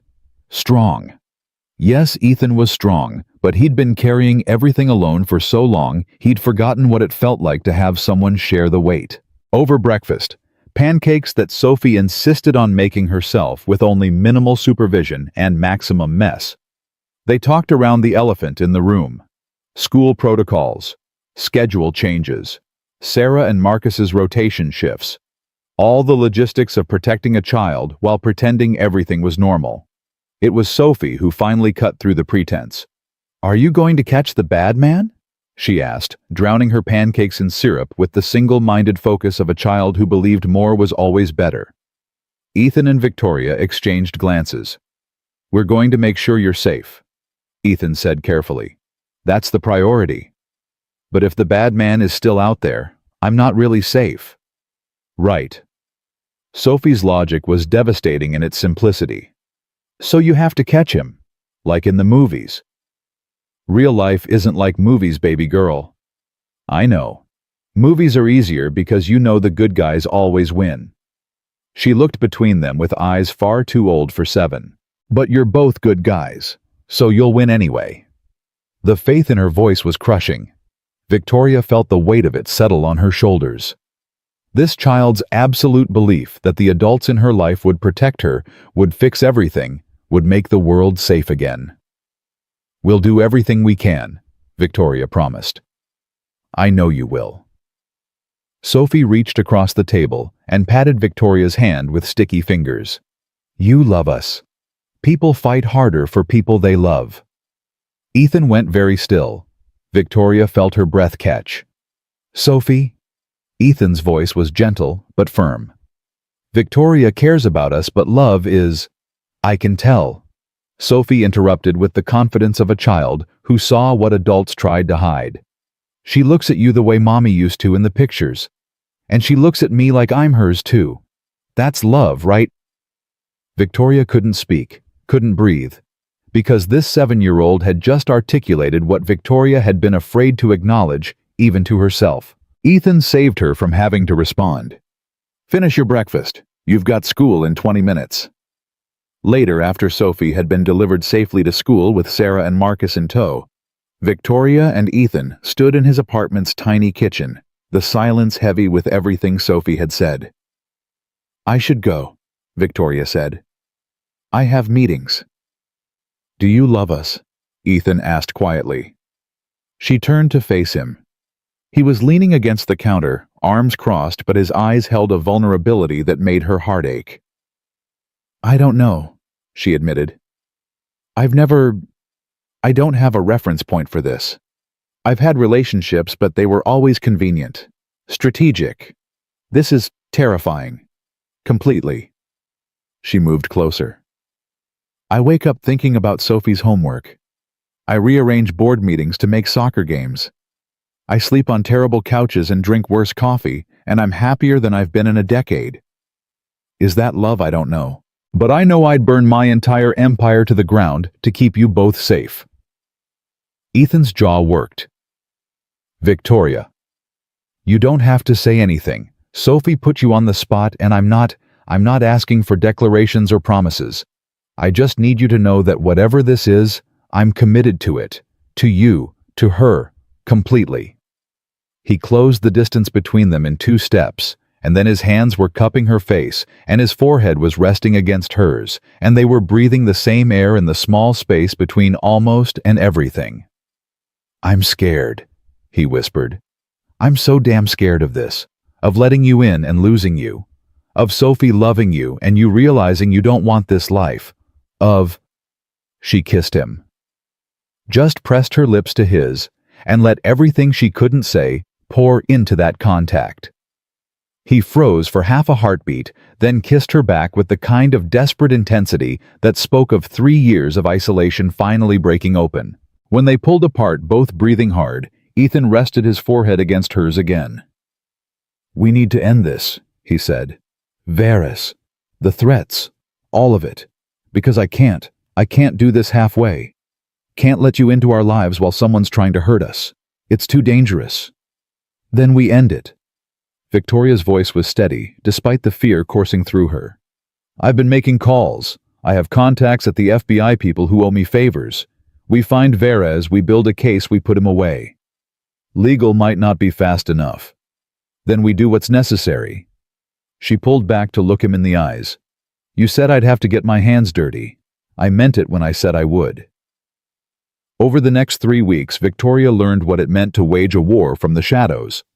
She used her resources to track Varys' movements, his financial transactions, his known associates. Ethan taught her how to think like someone being hunted, how to spot surveillance, how to vary routes, how to trust her instincts when something felt wrong. They fell into a partnership that was part strategy, part survival, part something neither of them wanted to name, but both felt growing stronger every day. Montgomery Technologies announced a major expansion deal with Singapore, a $20 billion contract that would take Victoria overseas for high-level negotiations. It was too big to delegate, too important to postpone. It was also the perfect opportunity for someone like Varys to make his move. Don't go, Ethan said the night before her flight. They were in her penthouse. Sophie was having a sleepover at her friend Jenny's house, the first normal kid activity she'd done in weeks. Something feels wrong about this. I have to go. If I cancel, the board will ask questions. And we can't tip Varys off that we know he's watching. Then I'm coming with you. You can't leave Sophie. Sarah and Marcus are good, but they're not you. She needs her father here. Victoria took his hand. It's 3 days, Ethan, in and out. I'll have private security, encrypted communications. Nothing's going to happen. She believed it when she said it. They both did. The call came on the second day during a negotiation session that would determine the future of her company's Asian expansion. Victoria's phone buzzed with a number she didn't recognize. She normally wouldn't answer during a meeting, but something instinct, intuition, fear made her excuse herself. "Victoria Hale," she answered, stepping into the hallway. "Ms. Hale." The voice was smooth, educated, and utterly devoid of humanity. "My name is Julian Veras. I believe we have some unfinished business." Ice flooded her veins. "If you've hurt..." "Sophie's fine, for now. Currently enjoying her playdate at 247 Maple Street, third house from the corner." "Sweet little thing, your boyfriend's daughter. Looks just like her dead mother, doesn't she?" Victoria's vision tunneled. She forced herself to breathe, to think. "What do you want?" $20 million. Delivered to an account I'll provide within the next 12 hours. In exchange, the girl goes home unharmed and we all forget this unpleasantness. I'll pay it, right now. Just don't... Oh, I'm not negotiating with you, Ms. Hale. I'm informing you of the terms. You have 12 hours. If I see police, if I see private security, if I detect even a whiff of Ethan Riley trying to be a hero, the girl disappears. Permanently. Do you understand? Yes. Good. I'll be in touch with the account details. And Ms. Hale, Ethan's already been notified. I imagine he's quite distraught. Try to keep him from doing anything stupid, won't you? It would be a shame if Sophie had to suffer for his pride. The line went dead. Victoria was running before she'd consciously decided to move. Down the hallway, past confused executives, into the elevator. Her fingers were already dialing Ethan's number, her mind racing through protocols and contingencies, and the desperate mathematics of how fast she could wire $20 million. He answered on the first ring. "Victoria." His voice was too calm, the kind of calm that came before violence. "Ethan, don't. Whatever you're thinking, don't. I can pay the ransom. I'll have the money ready in an hour. They took her." Each word was carved from ice. "Sarah and Marcus are unconscious but alive. Sophie's gone, taken from a playdate at a friend's house in broad daylight." Victoria felt the world tilt. "I'm getting on a plane. I'll be there in 15 hours. "No. You stay there. Transfer the money when Veras contacts you." "Ethan." "Victoria, listen to me." His voice sharpened. "I need you to do exactly what I say. Pay the ransom. Play by his rules. Keep him focused on the transaction. While you do what I was trained to do. You can't go after them alone. He'll be expecting that. He said if he sees you..." "He won't see me." There was something in Ethan's voice now that sent chills down her spine. Not anger, not fear, just cold professional certainty. "I've been tracking his operations for 3 weeks. I know where he operates, who he uses, how he thinks. I'll get her back." "Then I'm coming with you." "Victoria, this isn't..." "You said I'd have to get my hands dirty. You said there was no going back." Her voice broke. "That little girl calls me by my first name, Ethan. She trusts me. She thinks I'm..." She couldn't finish. "I'm not sitting in Singapore while you risk your life alone. I'm coming home." Silence. Then quietly. "If you do this, people might get hurt. You might have to do things you can't undo." "I know. You could go to prison. Lose everything you've built. I don't care." And she didn't. In that moment, standing in a Singapore high-rise with her entire empire hanging in the balance, Victoria realized that none of it mattered compared to getting Sophie home safe. "I'm getting on a plane. I'll be there in 13 hours. Don't do anything until I arrive. Victoria, please, if you love me at all, don't go in without backup." The words hung between them. Neither had said them before love. It was too big, too terrifying, too real. But desperate times called for desperate truths. "I'll wait," Ethan said finally. "But Victoria, when this is over, we're having a long conversation about what you just said. I'm counting on it.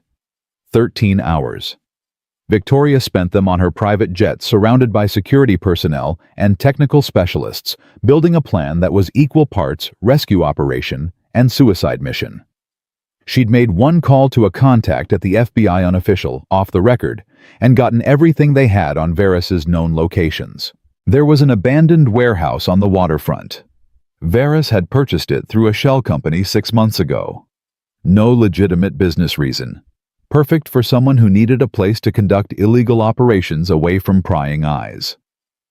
When the plane touched down, Ethan was waiting on the tarmac with Sarah and Marcus. Sarah had a bandage on her temple, and the guilt in her eyes was almost physical. "I'm sorry," she said as Victoria descended the stairs.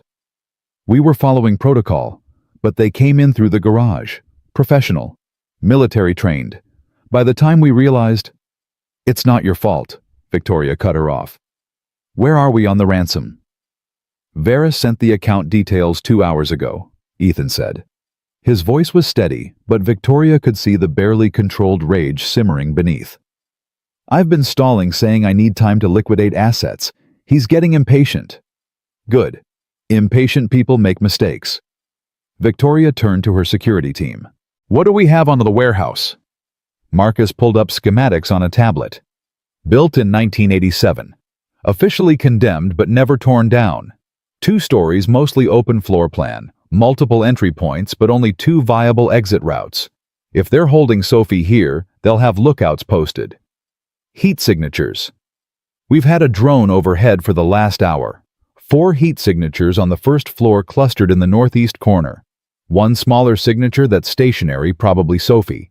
3 larger ones moving in a patrol pattern guards. The 4th is in what used to be the foreman's office, 2nd floor. "Varys," Ethan said.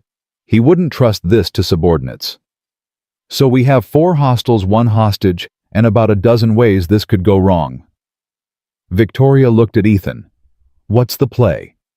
He studied the schematic with the focused intensity she'd come to recognize the soldier taking over, calculating odds and angles and acceptable losses. "We can't go in loud. Too much risk to Sophie. We need a distraction. Something to draw at least 2 of the guards out of position while I extract her." "I'll be the distraction," Victoria said. "No." "Yes. Varys wants his money. I show up, tell him I'm here to make the exchange in person. Keep him talking, keep him focused on me. Give you time to get Sophie out. Victoria, if something goes wrong, then you make sure my death isn't for nothing." She said it calmly, matter-of-factly, the way she'd say anything in a board meeting. "You get Sophie out. That's the priority. Everything else is secondary." Sarah spoke up. "She's right. Varys won't kill her immediately. He'll want to gloat to make sure he gets his money. That gives us a window." "A small window," Marcus added. "Maybe 10 minutes before he realizes it's a play. Then we'd better work fast." Ethan's jaw was tight. Victoria comes in the front, makes contact. "Sarah, you're overwatch from the building across the street. Marcus, you're with me." We go in through the south loading dock, make our way to Sophie's position. Victoria keeps Varys occupied until we have her secured, then we extract together. "And if he has more men than we counted?" Victoria asked. "Then we adapt." Ethan met her eyes, and she saw everything he wasn't saying. Fear and love, and the desperate hope that they'd all walk away from this alive. "But Victoria, the techniques I taught you for self-defense. If things go sideways, you use them. No hesitation, no mercy. You do whatever it takes to survive. Promise me." "I promise." They spent the next hour preparing. Victoria wired $10 million to Varys's account, enough to prove she was serious, not enough to complete the transaction. Bait to get her in the door. She changed into dark clothing suitable for movement, strapped a small pistol to her ankle that Ethan made her practice drawing until the motion was muscle memory. "I've never shot anyone," she said, staring at the weapon like it might bite. "Hopefully you won't have to." Ethan's hands were gentle as he adjusted the holster. "But if it comes down to your life or his, you don't think. You just act. Aim center mass squeeze, don't pull, keep squeezing until the threat stops. Can you do that?" She thought about Sophie's laugh, about the way she'd said Victoria looked at them like they were hers, about everything she stood to lose if this went wrong. "Yes," she said.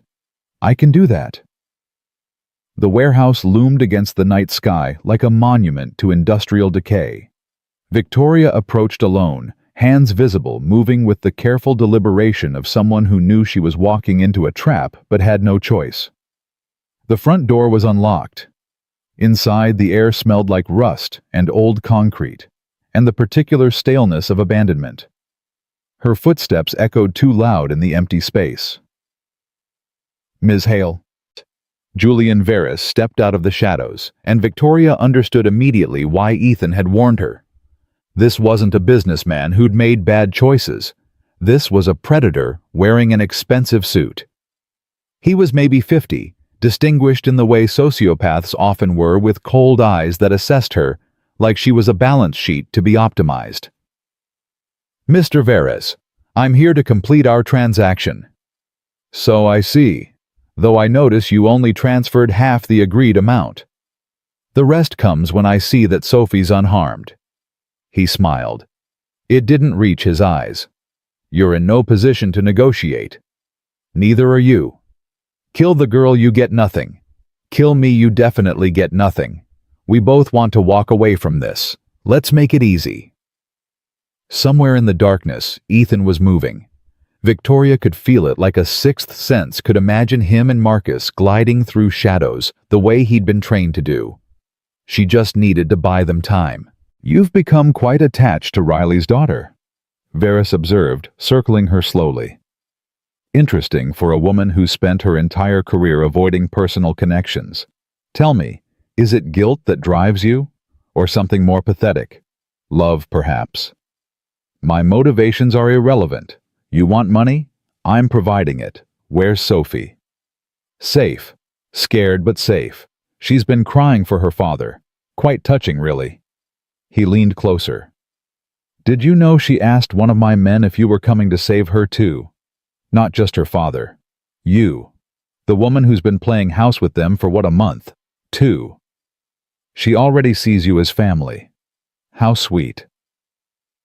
The words were designed to cut, to make her feel guilty for the danger Sophie was in. Victoria refused to let them land. "The money, Mr. Veris, or this ends badly for both of us." "You're stalling." His hand moved to his jacket, waiting for Riley to make his heroic entrance. "Did you really think I wouldn't anticipate that?" He pulled out a phone, pressed a button, and Victoria's blood went cold, because from somewhere deeper in the warehouse, she heard Sophie scream. Ethan heard it too, his daughter's terrified cry cutting through the darkness like a blade. Every instinct screamed at him to run toward that sound, to abandon stealth and strategy and just get to her. But Delta Force training ran deeper than instinct, and he forced himself to stay controlled, to move with purpose. Marcus was beside him, equally tense. They'd made it past 2 guards, both unconscious, zip-tied, no permanent damage, but they'd wake up with concussions. Now they were 10 feet from the room where heat signatures showed Sophie was being held. One guard stood outside. Big, armed professional. The kind of contractor who'd been hired precisely because he wouldn't hesitate to hurt a child if ordered. Ethan gave Marcus the signal. 3, 2, 1. They moved as one unit. Marcus took the guard high, hand over mouth, to muffle any sound. Ethan drove a knee into the solar plexus, followed by a precise strike to the nerve cluster at the neck. The guard dropped like a marionette with cut strings. The door was locked. Ethan had it open in 4 seconds, another skill from another life that he'd never quite forgotten. Sophie was huddled in the corner, zip-tied to a chair, tear tracks on her face, but eyes fierce with the kind of anger that meant she hadn't broken. When she saw him, relief flooded her features. "Daddy." "Shh, baby girl. Quiet, okay, I'm getting you out." His hands were shaking as he cut the zip ties, pulled her into his arms. She felt so small, so fragile, and he wanted to kill every person who'd put fear in her eyes. "Victoria, is she? She's here. She's okay. But we need to move fast." He looked at Marcus. "Get her out. South exit like we planned. I'm going back for Victoria." Ethan, the plan was... Plans changed. Victoria's buying us time, but Varys isn't stupid. He knows this is a play. He kissed Sophie's forehead. I love you, baby girl. Marcus is going to take you to Sarah. You do exactly what he says. Okay. What about you and Victoria? We'll be right behind you, I promise. It was a promise he might not be able to keep, but Sophie needed to believe it. Marcus took her hand, and Ethan watched them disappear into the shadows, half his heart going with them. Then he turned and headed toward the sound of Victoria's voice, still stalling, still buying time they didn't have. He found them in what used to be the warehouse's main floor. Victoria stood facing Varys, and even from 30 feet away, Ethan could see the tension in her shoulders, could read the fear she was hiding beneath CEO composure. The girl's screaming won't stop until I get confirmation that the full 20 million has been transferred, Varys was saying. So I suggest you stop stalling and complete the transaction. Sophie's screaming because you're hurting her. Victoria's voice was steel. That wasn't our deal. Our deal was contingent on your cooperation. You brought Riley. You think I'm an idiot. I think you're a businessman who wants to get paid and walk away. Hurting a child doesn't get you that. It just makes you a monster. Varys pulled out a gun, small caliber, easy to conceal, deadly at close range. Transfer the money, now, or I put a bullet in you and go finish the girl personally. Victoria's hand moved toward her phone. Ethan saw her fingers trembling, saw the calculation in her eyes as she tried to buy just a few more seconds. He didn't give her the chance to keep stalling. Ethan moved out of the shadows, his own weapon raised, and his voice when he spoke was colder than Victoria had ever heard it. Step away from her. Varys turned, and his smile was triumphant. There he is, the hero right on schedule. Tell me, Riley, how does it feel knowing your daughter's terrified screams are echoing through this building? Knowing that you failed to protect her again, just like you failed to protect your wife. Ethan's hand didn't waver. Sophie's already out. Your men are unconscious. It's over, Varys. For the first time, uncertainty flickered across Varys's face. He pressed something on his phone, waited. No response. You're lying. Am I? Ethan took a step forward. Your southeast guard, the big one with the scar. He's going to wake up with a concussion. Your northwest lookout, same thing. And the man guarding Sophie, he's zip-tied in the room where she was being held. Past tense. She's safe. You've got nothing left to bargain with. Varys's gun swung toward Victoria. I've got her. Then shoot her, but you should know she wired 10 million as good faith. That money's already in your account. Kill her, you'll never get the rest, and you'll spend whatever life you have left running from both me and every law enforcement agency she has in her pocket. Or you can walk away now. Take the 10 million, disappear. Consider it payment for not putting a bullet in your brain. The standoff stretched taut as piano wire. Victoria barely dared to breathe. Then Varys laughed, sharp and bitter. You're bluffing. You're not a killer anymore, Riley. You've gone soft. Try me. Something in Ethan's eyes must have convinced him, because Varys lowered his gun slowly, hands rising in surrender. Smart choice, Ethan said. Now on your knees, hands behind your... Varys moved fast, bringing the gun back up, not at Ethan, but at Victoria. His finger was already squeezing the trigger when Victoria did exactly what Ethan had taught her. She didn't think. She acted. Her hand dropped to the ankle holster, drew the small pistol in one smooth motion that surprised even her, and fired twice, center mass, just like Ethan had drilled into her over and over. The sound was deafening in the enclosed space. Varys staggered back, gun clattering from his hand, eyes wide with shock. He dropped. Victoria stood there, gun still raised, hands shaking violently, staring at what she'd done.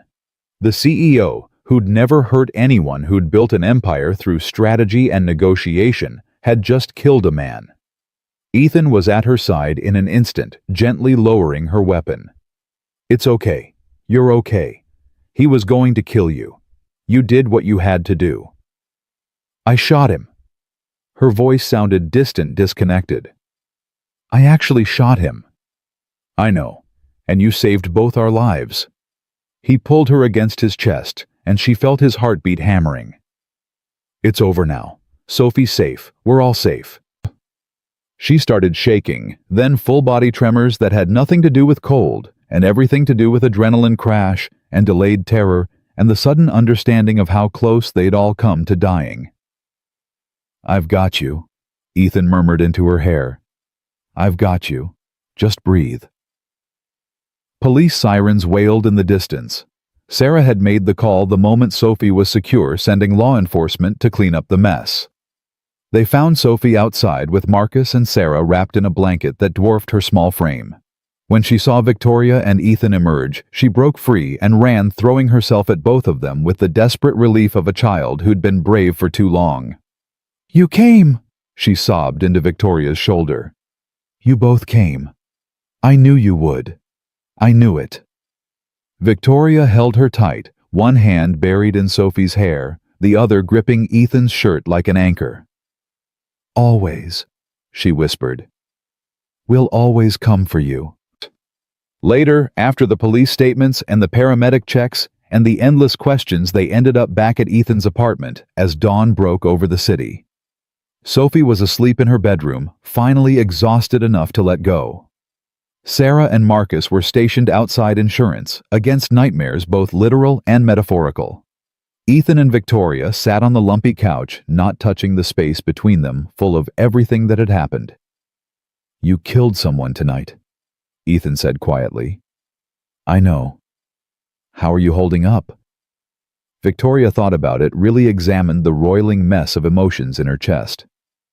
"I should feel guilty, traumatized, something. But all I feel is grateful that he's dead and we're alive. Does that make me a monster?" "It makes you human. You protected the people you love. There's no shame in that." She turned to look at him. "On the plane, I said that you love me. I remember. I meant it. I know it's too soon and too complicated and probably a terrible idea given everything, but—" He kissed her, slow and deep and full of everything he'd been too scared to say. When they finally pulled apart, his forehead rested against hers. "I love you too," he whispered. "I've been falling for you since the moment you sat at my kitchen table, painting planets with my daughter. I just didn't want to admit it because admitting it meant risking everything. And now I know that not risking it, not letting you all the way in, that's the real danger. Because you're already part of our lives, Victoria. You're already family. Tonight just made it official." She kissed him again, tasting salt from tears she didn't remember crying. "What happens now? Now we figure out how to build a life together. All three of us. It won't be easy. I'm still just a janitor with baggage, and you're still a billionaire CEO with a company to run. But we'll figure it out," Victoria finished. "Together." Through the window, the sun was rising over the city, painting everything gold. In the bedroom, Sophie slept peacefully, safe and loved. And on a lumpy couch in a tiny apartment, two people who'd saved each other in more ways than one held tight to the future they'd fought for. It wasn't perfect. It wasn't simple. But it was theirs. The legal aftermath of Julian Veris's death took 3 weeks to fully resolve. Self-defense. The district attorney ruled after reviewing the evidence, the kidnapping, the threats, the weapon Veris had pointed at Victoria seconds before she fired. No charges would be filed. But paperwork couldn't erase the weight of taking a life, even one that deserved to be taken. Victoria found herself waking at 3 a.m., staring at her hands in the darkness, remembering the recoil of the gun and the look in Veris's eyes as he fell. The third time it happened, Ethan was there. He'd taken to staying at her penthouse more nights than not, though Sophie still slept in her own room at the apartment with Sarah keeping watch. Building trust, building routine, building a foundation strong enough to support the weight of what they were becoming. "Can't sleep?" he asked, finding her on the balcony overlooking the city. "I keep seeing it. Over and over." He stood beside her, not touching, just present. "It doesn't go away." The first person I killed, I was 24. Training tells you it's necessary that you did what you had to do. But the human part of your brain doesn't care about necessity. It just knows you ended a life. How did you live with it? By remembering why I did it. By focusing on the lives I saved instead of the ones I took. He took her hand. You saved Sophie. You saved me. That's what matters. Does it get easier? No. But you learn to carry it. And you don't have to carry it alone. She leaned into him, and they stood there as the city woke around them, two people learning how to be whole after being broken in different ways. The first major change came 2 weeks later. Victoria called an emergency board meeting at Montgomery Technologies and walked in with a proposal that made half the directors look at her like she'd lost her mind. "I'm restructuring our entire business model," she announced, pulling up slides that Ethan had helped her prepare. "Effective immediately, we're launching the Second Chance Initiative. 20% of all new hires will be veterans, single parents, or individuals re-entering the workforce after hardship." "Victoria," one of the older board members sputtered, "that's commercial suicide. These people don't have relevant experience. They have resilience, problem-solving skills, the ability to adapt under pressure, things you can't teach in business school." She advanced to the next slide. "Additionally, we're implementing a comprehensive support system, childcare assistance, mental health resources, flexible scheduling. We're going to prove that investing in people, not just profits, creates sustainable growth. The shareholders will follow my lead or find another company." Her voice was ice and iron. "I own controlling interest. This is happening." Ethan watched from the back of the room, technically there as a consultant on veteran hiring practices, actually there because Victoria had asked him to be. When the meeting finally ended, half the board angry, half cautiously intrigued, she found him in her office. "That was either brilliant or career suicide," he said. "Probably both." She collapsed into her chair. "But I meant every word. I've spent 10 years building an empire on profit margins and market share. It's hollow, Ethan. I want to build something that matters." "You're going to change lives. You know that, right?" "I'm going to try." She looked at him. This man who'd been invisible for so long and was now helping her see what really mattered. "I want you to run the program, officially, not as a consultant, as Vice President of Veteran Affairs and Community Integration." He blinked. "Victoria, I'm a janitor with a GED and PTSD. I'm not qualified to—" "You're the most qualified person I know. You've lived both sides, the military life and the struggle to reintegrate. You know what these people need because you needed it yourself." "I don't have a degree, business experience, any of the credentials your board expects. You have something better. You have empathy and integrity, and the ability to see people others overlook. That's worth more than any MBA." She stood, moved around her desk to face him. "I'm not asking you to become someone you're not. I'm asking you to be exactly who you are, but in a position where you can help thousands of people instead of just your daughter and me." He stared at her for a long moment. "You're serious?" "Completely. Say yes, Ethan. Help me build something that matters."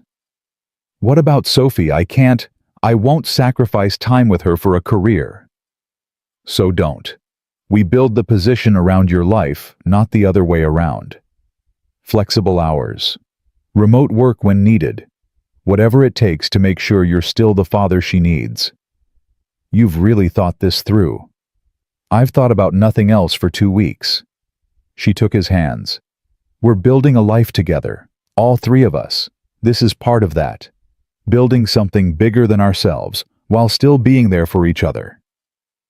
6 months later, the Second Chance Initiative had hired 247 people. Veterans who couldn't find work despite years of service. Single mothers trying to re-enter the workforce. People who'd been written off by every other company they'd applied to. The program became a model that other corporations started copying. Victoria did interviews about it, always crediting Ethan, which he hated, and always emphasizing that profit and purpose weren't mutually exclusive. But the real victory wasn't the press coverage or the industry awards. It was the thank you letters that arrived daily, the photos of families who could afford groceries now, the veteran who wrote that he'd been planning to end his life before Montgomery Tech gave him a reason to keep fighting. Ethan kept those letters in his office, no longer a basement maintenance closet, but a real space with windows and furniture and pictures of Sophie on his desk. He read them when the imposter syndrome got too loud, when he worried he wasn't qualified for this role. Victoria would find him like that sometimes, staring at letters like they were sacred texts. "You're changing lives," she'd remind him. "We're changing lives," he'd correct. "This was your idea. But you made it real. There's a difference." Their relationship evolved in the small moments between grand gestures. Sunday grocery runs where they argued about whether Cap'n Crunch counted as breakfast cereal. Sophie's soccer games where Victoria learned to yell encouragement without sounding like she was chairing a board meeting. Late nights in Victoria's penthouse, which was slowly accumulating Sophie's drawings on the walls and Ethan's terrible coffee in the kitchen. Sophie adapted with the resilience of children everywhere, treating Victoria's presence in their lives as the most natural thing in the world. She had two homes now, the apartment where her dad still paid rent out of principle, and the penthouse where Victoria let her help cook dinner, and taught her that being powerful didn't mean being perfect. "Is Victoria going to be my mom?" Sophie asked one night, about 8 months after the rescue. She was sitting at Ethan's kitchen table doing homework while he made dinner spaghetti, because it was Tuesday, and Tuesdays meant pasta. Ethan nearly dropped the wooden spoon. "What makes you ask that?" "Because she acts like a mom. She helps with homework and comes to my games, and she knows I like my sandwiches cut diagonal. And she loves you. I can tell." "Sophie, it's okay if she is. I mean, I'll always love my real mom. But Mom's gone and Victoria's here, and I think—" She looked up with eyes too wise for 8 years old. "I think Mom would like Victoria. She always said you needed someone who could handle your grumpy moods." Ethan had to turn away, blinking hard against sudden tears. "I'm not grumpy." "You so are. But Victoria makes you less grumpy. That's love, right?" "Yeah, baby girl, that's love." That conversation stayed with him. 3 weeks later, he was in a jewelry store that made him acutely aware of how different his world was from Victoria's. The cheapest ring cost more than he used to make in 2 months. The sales associate, a woman in her 50s with kind eyes, noticed his discomfort. "First time ring shopping." "That obvious. You look like you're about to face a firing squad. Can I help?" He explained what he wanted: something meaningful but not ostentatious, something that honored both his past and their future. She listened, then smiled. "I have an idea, but you'll need to bring me some materials." What he created with her help was nothing the store had ever made before. His military dog tags melted down and reformed into a simple band. Set into it was a small stone taken from Sarah's wedding ring, the one piece of her jewelry he'd kept. "She'd want this," he'd told the jeweler. "She'd want Sophie to have a mother again. And she'd want me to be happy." The ring was ready 2 weeks before Sophie's 8th birthday. Ethan carried it everywhere, waiting for the right moment. Planning proposals wasn't something they taught in Delta Force. Victoria solved the problem for him. It was a Thursday night, and they were at her penthouse. Sophie was working on a new science project at the kitchen table, something about emergency shelter design that she was wildly excited about. Ethan and Victoria were supposedly helping, but mostly just watching her work with the kind of parental pride that needed no words. "So the shelter needs to be collapsible." Sophie was explaining sketching designs that were surprisingly sophisticated, because people in emergencies can't carry big, heavy things. But it also needs to be strong enough to protect them from weather and stuff. "Dad, you did emergency shelters in the Army, right?" "Different kind of shelters, baby girl. But yeah, same principle. Strong but portable." "And Victoria, you know about buildings because of your company, so you can help too." Sophie looked between them with an expression that suggested this entire project had been designed to force them to work together. Smart kid. They spent the next 2 hours building prototypes from cardboard and duct tape, arguing cheerfully about load-bearing structures and material costs and whether Sophie's design needed more ventilation. It was ridiculous and perfect, and exactly the kind of mundane magic that had become their lives. After Sophie went to bed, she'd graduated to sleeping in Victoria's guest room on weeknights, surrounded by space posters and the telescope Victoria had bought for her birthday. Ethan found Victoria on the balcony. "She's asleep," he said. Kept talking about her project until she literally couldn't keep her eyes open. "She's brilliant. That shelter design is better than half the proposals I've seen from professional engineers. She gets it from her mom. Sarah was always solving problems nobody else saw." He moved to stand beside her. "Stand. Victoria, I need to ask you something." She turned to face him, and in the city lights, he could see everything he loved about her, the strength that had built an empire, the softness she showed only to him and Sophie, the courage it took to be vulnerable. "I'm not good at speeches," he started. "I spent 12 years following orders and 3 years trying to be invisible. But then you saw me, really saw me when everyone else looked right through. And you didn't just save my life that night in the garage, you saved me from the person I was becoming. Someone who'd given up on everything except survival." "Ethan, let me finish, please." He pulled the ring from his pocket. "This isn't some expensive thing from a fancy store. It's made from my dog tags, from the life I used to live. But it has Sarah's stone in it too, because she's part of this, part of us. Her memory doesn't threaten what we have, it's the foundation we're building on." Victoria's eyes were wet, reflecting city lights like stars. "I know I'm not the guy you probably imagined ending up with. I don't have money or connections or any of the things your world values, but I love you with everything I am, and Sophie loves you too. And we both want you to be part of our family, officially, forever. Will you marry me?" She was crying now, full tears that she didn't bother wiping away. "Yes. God, yes. I don't care about money or connections. I care about waking up to your terrible coffee and Sophie's laugh and feeling like I finally understand what home means. Yes, I'll marry you." He slipped the ring on her finger, simple metal, and a small stone that carried the weight of 2 loves, one past and one present, both real and right. They told Sophie the next morning over breakfast. Her reaction was a shriek of joy so loud it probably violated noise ordinances, followed by a tackle hug that nearly knocked both adults over. "Does this mean Victoria's my mom now?" "If that's okay with you," Victoria said carefully. "Are you kidding? That's the best thing ever." Sophie was bouncing now, pure 8-year-old energy. "Can I call you Mom? Or is that weird? What about Mama Vic? Or whatever feels right to you." Victoria managed her voice thick with emotion. "Mom," Sophie decided. "I want to call you Mom, because that's what you are." The wedding was small, held in the Montgomery Tech courtyard garden that Victoria had designed specifically for employee events. Just close friends Sophie in a dress she'd picked herself, Sarah and Marcus, standing as witnesses to a love story they'd helped protect. When the officiant asked if anyone objected, Sophie stage whispered, "Don't you dare," loud enough to make everyone laugh. The kiss was soft and sweet and tasted like hope.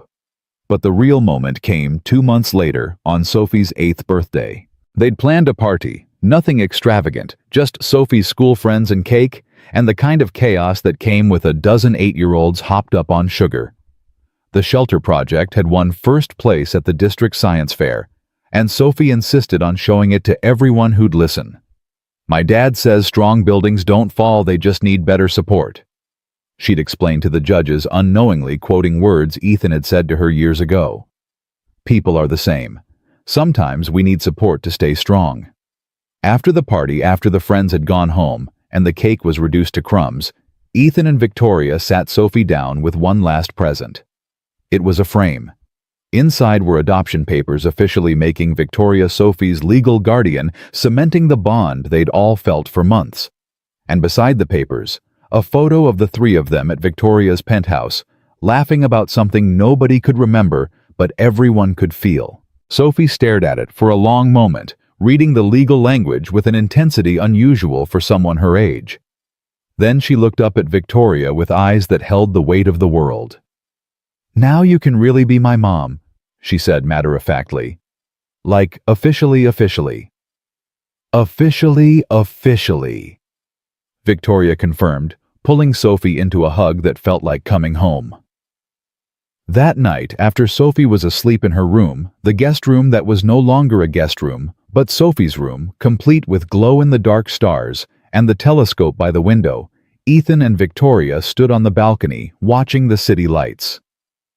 "I spent years hiding who I was," Ethan said quietly. Victoria tucked against his side, thinking invisibility meant safety, that if nobody saw me, nobody could hurt me or the people I loved. And now, he looked down at her, this woman, who'd refused to let him disappear, who'd seen the janitor and the soldier and the father and loved all of him anyway. "Now I know that being seen by the right people, that's real safety. Being known, being loved for exactly who you are, scars and all, that's what keeps you whole." Victoria smiled, thinking about the journey that had brought them here from a parking garage, where she'd walked past him 1,000 times unseeing to this balcony, where she couldn't imagine life without him. "I built an empire being untouchable," she said. "Perfect and polished and utterly alone. I thought love was a weakness, something that would make me vulnerable. What do you think now?"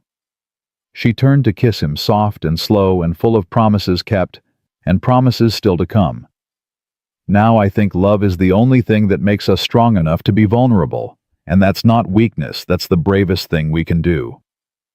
Below them, the city spread out like a constellation of possibility. Somewhere in that sprawl were families whose lives had changed because of the Second Chance initiative. Veterans who'd found purpose again. Single parents who could finally afford to breathe. And up here, 42 floors above the streets where Ethan had once mopped floors unseen, a family watched the lights fade into dawn. A janitor who'd learned he was worth being seen. A CEO who'd learned that real power came from connection, not control. And a little girl who'd lost one mother but gained another, who understood in her bones that families weren't always born. Sometimes they were built, one brave choice at a time. Sophie appeared in the doorway, rubbing sleep from her eyes. "Why are you guys up?" "Just watching the city," Ethan said, reaching out to pull her into their small circle. "It's pretty." She yawned, leaning against Victoria. "Do you think the people down there know how lucky we are?" "What makes you think we're lucky?" Victoria asked, smoothing Sophie's bedhead. "Because we found each other. Most people just walk past each other their whole lives and never really see anybody. But you guys saw each other. And then you saw me." She said it with the absolute certainty of a child who'd never doubted she was loved. "That's lucky." Ethan and Victoria exchanged glances over her head, this kid who'd somehow become wiser than both of them. "Yeah, baby girl," Ethan said softly. "That's the luckiest thing in the world." They stood there as morning broke over the city, three people who'd each been broken in different ways now whole in the spaces between. The janitor who'd saved a CEO. The CEO who'd saved them both right back. And the little girl who'd taught them that family wasn't about blood or circumstance, it was about choosing each other every single day. Being invisible had kept Ethan safe for 3 years. But being seen, truly completely seen by the people who mattered, that had saved his life. Sometimes salvation came from shadows. Sometimes it came from stepping into the light. And sometimes it came from a mop clattering to the floor in an underground garage, breaking the silence, just long enough for two people to really see each other for the first time. Everything that followed was just proof that sometimes being saved was only the beginning. The real story was everything that came after the messy, complicated, beautiful work of building a life worth being seen in, together.